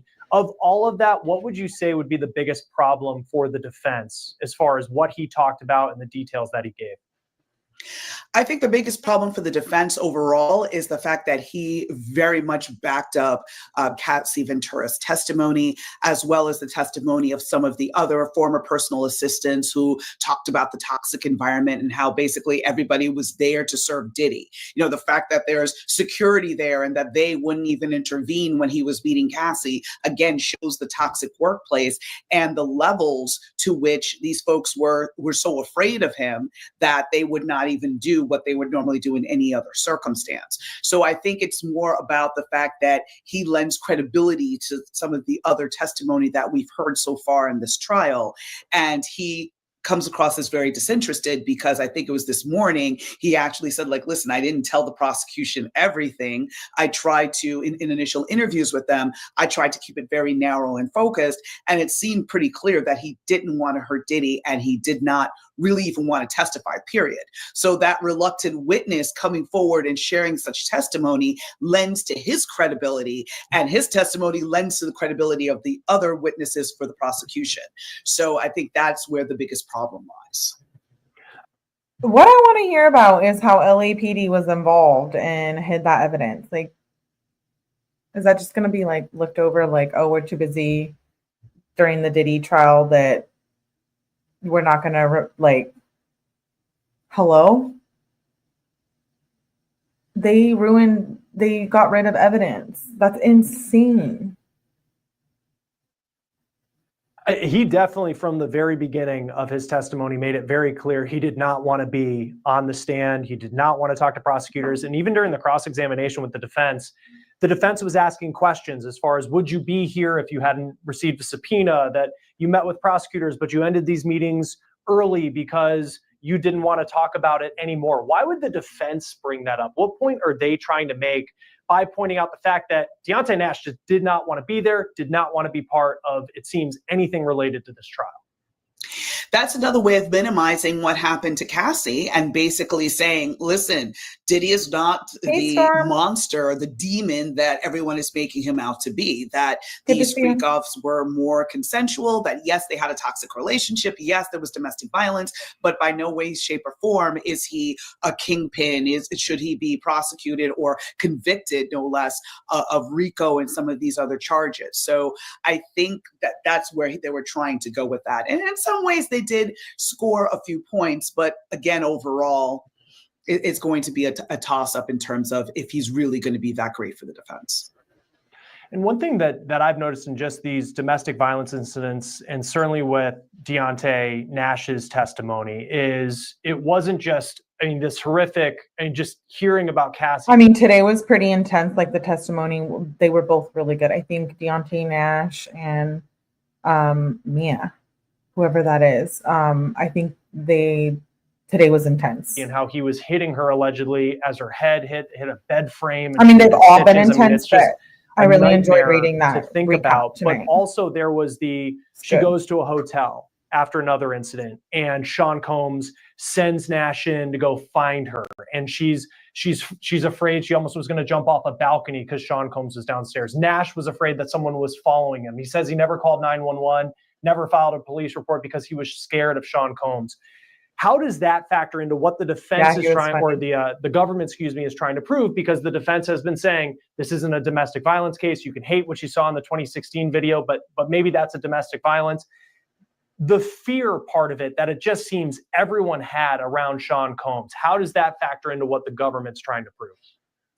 Well, the fear is what bred compliance, and the fear is what allowed him to be able to operate with impunity in terms of committing an arson and blowing up Kid Cudi's car, or literally kidnapping Capricorn Clark at gunpoint and being like, you can't leave until Cassie gets here, or locking her in a room for 8 hours at a time for a total of 40 hours to make her take a polygraph with regards to missing jewelry. So it's that kind of fear and terror that would enable or basically compel people to cover up and do things that were criminal in nature because of the fear of him that he would kill them or whatever the case may be. And so you heard about, folks getting drugs, whether it be prescription drugs in their name, that's not for them, that was for Diddy, or going out and getting illicit drugs for him and all of that. These are all criminal activities. And the prosecution is trying to show that he was using his companies to further criminal activities. And some of that included the drug use, which was part of the freak-offs. Then, of course, the sex trafficking of bringing in sex workers and, going across state lines for these, for these freak-offs and all of that, as well as the prostitution charge as well. So again, it's that level of fear that made the staff members comply and do criminal acts at his behest.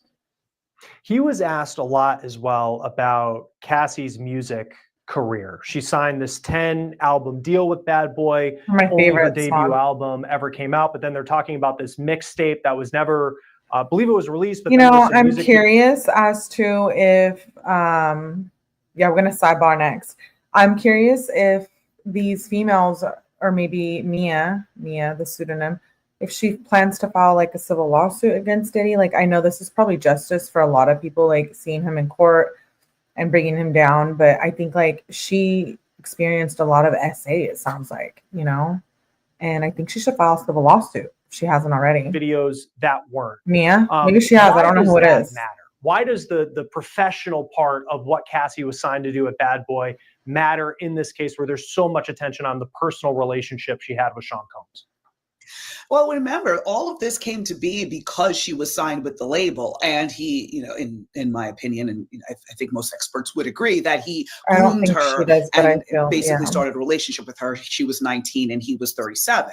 So the whole carrot that was being held over her head for compliance was, if you don't do X, Y, Z, ABC, you're never going to be able to release another album. And remember, she's a musician. That's what she was here to do. She wasn't just like, I met Diddy at a party. Remember the dreams they got ruined. I met him in the context of being signed, being an artist, and furthering my music career. And he started with the promises and the sweetness, etc. But then it became a carrot and a stick. So it was, okay, the carrot is, hey, you can release this mixtape. But the stick was like, but you have to do freak-offs, you have to do all of these other things. So it's, again, it's part of the context of why she was there, and also part of the control and coercion that forced her to do certain acts because she wanted her music career to move forward. And looking at some of the questions, so you have his testimony when he's talking with prosecutors, and it's just reading it. It's very emotional, very graphic, talking about these incidents that he says that he saw between Sean Combs and Cassie Ventura. And then when the defense cross-examines him, it didn't, and this is just my opinion reading it, it didn't seem like it had as much emotion as what you were hearing during the direct there, where it was more like, okay, so she was in the studio, let's talk about some of the big name artists that she worked with on even music videos that weren't even released. Oh, Bad Boy paid for this. And what's the strategy the defense is doing by asking the questions that they did on the cross-examination? Well, I think the defense was trying to show that she had more autonomy than has been presented in the government's case. And so it's like, okay, she was hanging out with all these different artists, she was recording, she was able to move about freely. She wasn't captive, she wasn't a prisoner. And so that way they're trying to basically demolish the government's perspective and the government's view that she was basically captive and coerced to do every single thing every single day. Of course, it does not speak to the greater issues around being in a domestic violence relationship and things like that, and that you can be in a cage or in a prison without bars, right? There's other things that are keeping you there. There's other things that are forcing you to do, certain actions that you would not normally do otherwise. So the defense is trying to paint a picture of her being very autonomous and maybe in some ways being a puppet master. We saw that kind of coming out in the cross of Kid Cudi, that, oh, both of you got played and things like that, which was completely ludicrous in the context of his testimony, but that's a separate issue. But again, it just shows the different ways the defense is trying to discredit Cassie and her testimony. Hi, Oscar. Hi, Jahira. How was identity protected? That's what I was asking earlier. You mean Mia in the courtroom? I know they didn't draw her face out, but I'm wondering how no one said anything like about who she is. There's people in the courtroom too, like journalists and stuff. So no one knows who it is? Or do they know who it is and they're just not allowed to say? And we didn't see anyone walking in and out. I have questions about this. If that's what you were wondering. In your experience, because a lot of the dates that Nash was talking about, we're talking 2013, 2014, and this was after is she behind a veil or something? And what happened behind a wall? 2012. So she goes back to like Sean those Combs confession walls, like you period of can't time see that her. Kid Cudi thought they weren't together, and then here she is, according to Nash, just being beaten.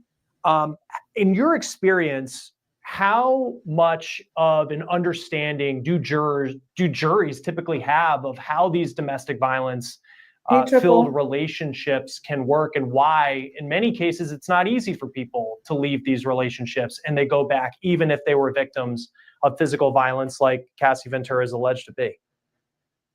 Well, I think jurors and people in general have a surface understanding of what domestic violence looks like. And they may be very familiar with the after effects. I mean, thinking of, let's say, the O.J. Simpson case and, other high profile cases, people are like, oh, okay, I get it, right? But it's a little bit harder with a living survivor, because of the fact that there's that, well, why did you go back after he kicked you in the head? Why did you go back after he threatened to get your parents fired? Like all of those things, I think people look to themselves and think, I would never tolerate that. So why is she doing that? And of course, they're looking at her being young and beautiful. And, she's a musician. She's in this, famous circle. And it's very easy to go down the path of, oh, she chose to be there because she wanted more fame, she wanted more money, et cetera, et cetera.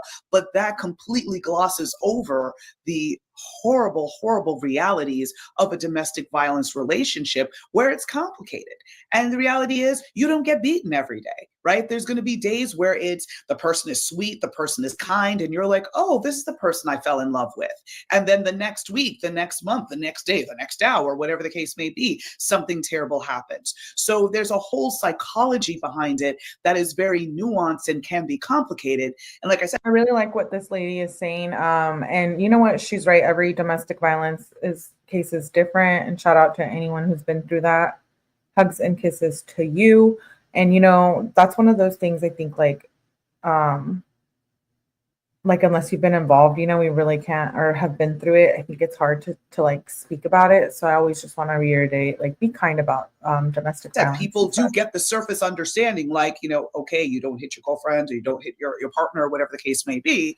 But when you get to that deep nuance, when it's, years and years and years of horrific abuse and hearing some of the extreme things that she did, most people like, I can't even get my mind around the things that she was forced to do, much less how she was able to stay in that relationship.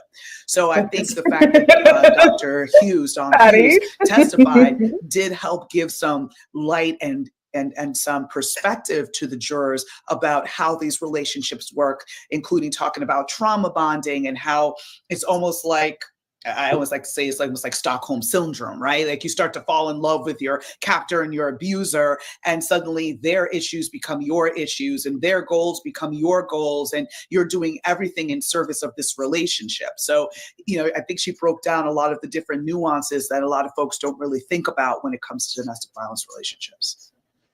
Deontay Nash had a very interesting answer. I like what she's a very defense asked him about what his relationship was like with Diddy after he stopped working at Bad Boy in 2018. And he said that the text messages they didn't see themselves in person, but they had text messages and he considered them loving. And I would think that the defense was thinking, well, here we go. We're showing, once again, that things weren't as bad. And I thought he had an interesting answer. And he said the reason why they were loving was my safety was his sanity throughout my 20s, something like that. I just thought that was an interesting answer. Like, is that the type of answer that can have an impact on a jury? I think it can, and it's one of those mixed bags, right? Well, because you better be for the Karen Reed line. It feels very Machiavellian. Like everybody has seen the most horrible things, like him beating someone who a gun was held to their head. They saw him get ready to go kill somebody, the whole Suge Knight incident, that sort of thing. But yet everybody still says, well, working with Diddy was the best time of my life. And, I still have respect for him. I've nothing but love for him. So it's like, what kind of cult is this, right? That's kind of like my initial reaction, just looking at it. But again, if people are thinking, and hopefully in closing arguments, the prosecution, the government will really bring this out, that these are folks that still work in the industry for the most part. Some have moved on and have done different things, but some of these folks still work in the industry, and they're afraid that the power that he may still extend to certain quarters because Diddy still has supporters. I mean, Suge Knight came out and said, even though they're sworn enemies, that he didn't think he should be prosecuted. So they may be afraid of backlash for their career, but then they also separately, after seeing what they saw, may have been afraid still for their own safety because, again, he's a multimillionaire. He has resources. They all saw what happened to Kid Cudi. And so, again, they're trying to preserve their safety by saying, hey, I'm cool with him. I keep him at a distance, but I'm cool with him because I want to make sure that I'm safe. So the prosecution's really going to have to bring that home in closing to make sure that the jury understands some of the reasoning, the potential reasoning behind some of these responses. In Melba, we're still somewhat early in this case, several weeks to go in this trial. But at this point, when you look at what's happened in the courtroom thus far, where is the government most vulnerable in their arguments against Sean Combs?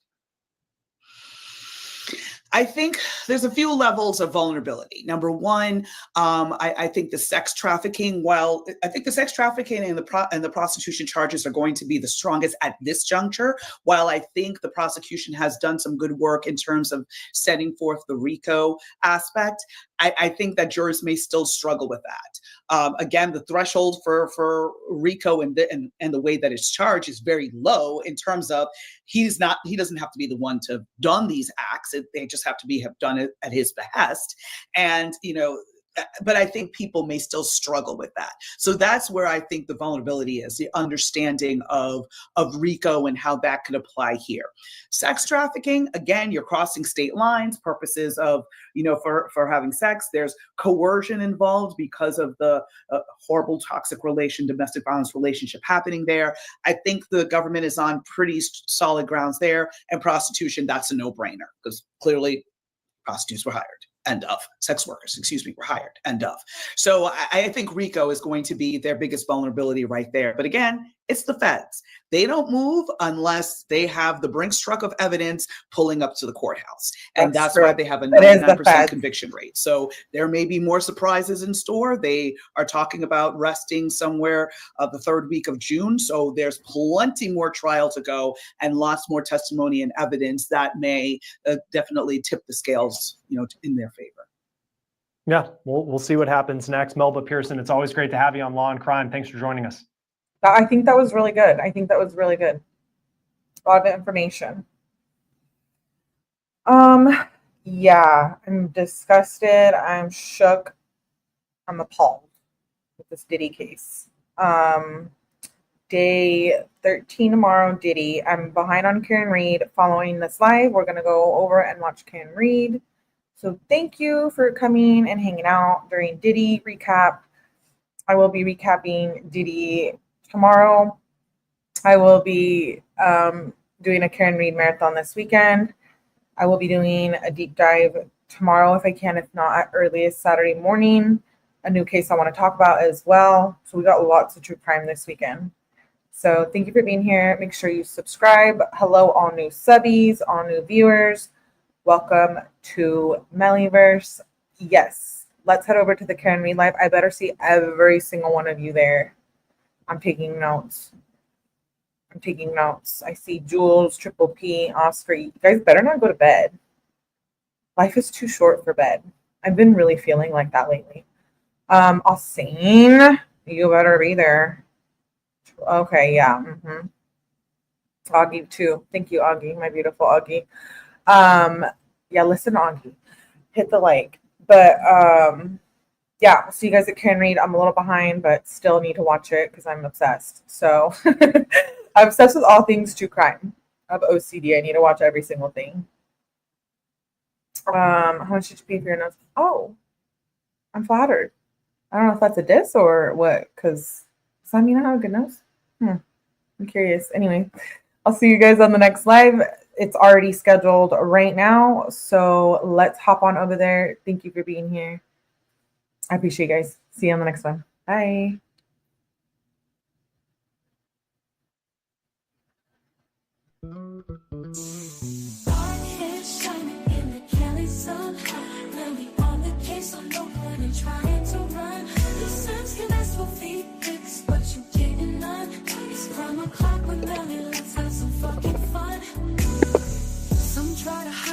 So all they do is work, but nobody can hide once she gets a hold of that paperwork. So don't you dare come in here acting like a jerk. Dance might make her dance, but new court docs will make her wanna twerk. Dark hair shining in the Cali sun, Melly on the case, so no point in trying to run. You Sims can ask for feet pics, but you getting none. It's crime o'clock with Melly, let's have some fucking fun. So if you're feeling for true crime, like it's a drug, crime o'clock with Melly is your motherfucking plug. Going so hard on criminals, they'll call their mama for a hug. She's finding out all the stuff they try to sweep under the rug. Dark hair shining in the Cali sun, Melly on the case, so no point in trying to run. You Sims can ask for feet pics, but you getting none. It's crime o'clock.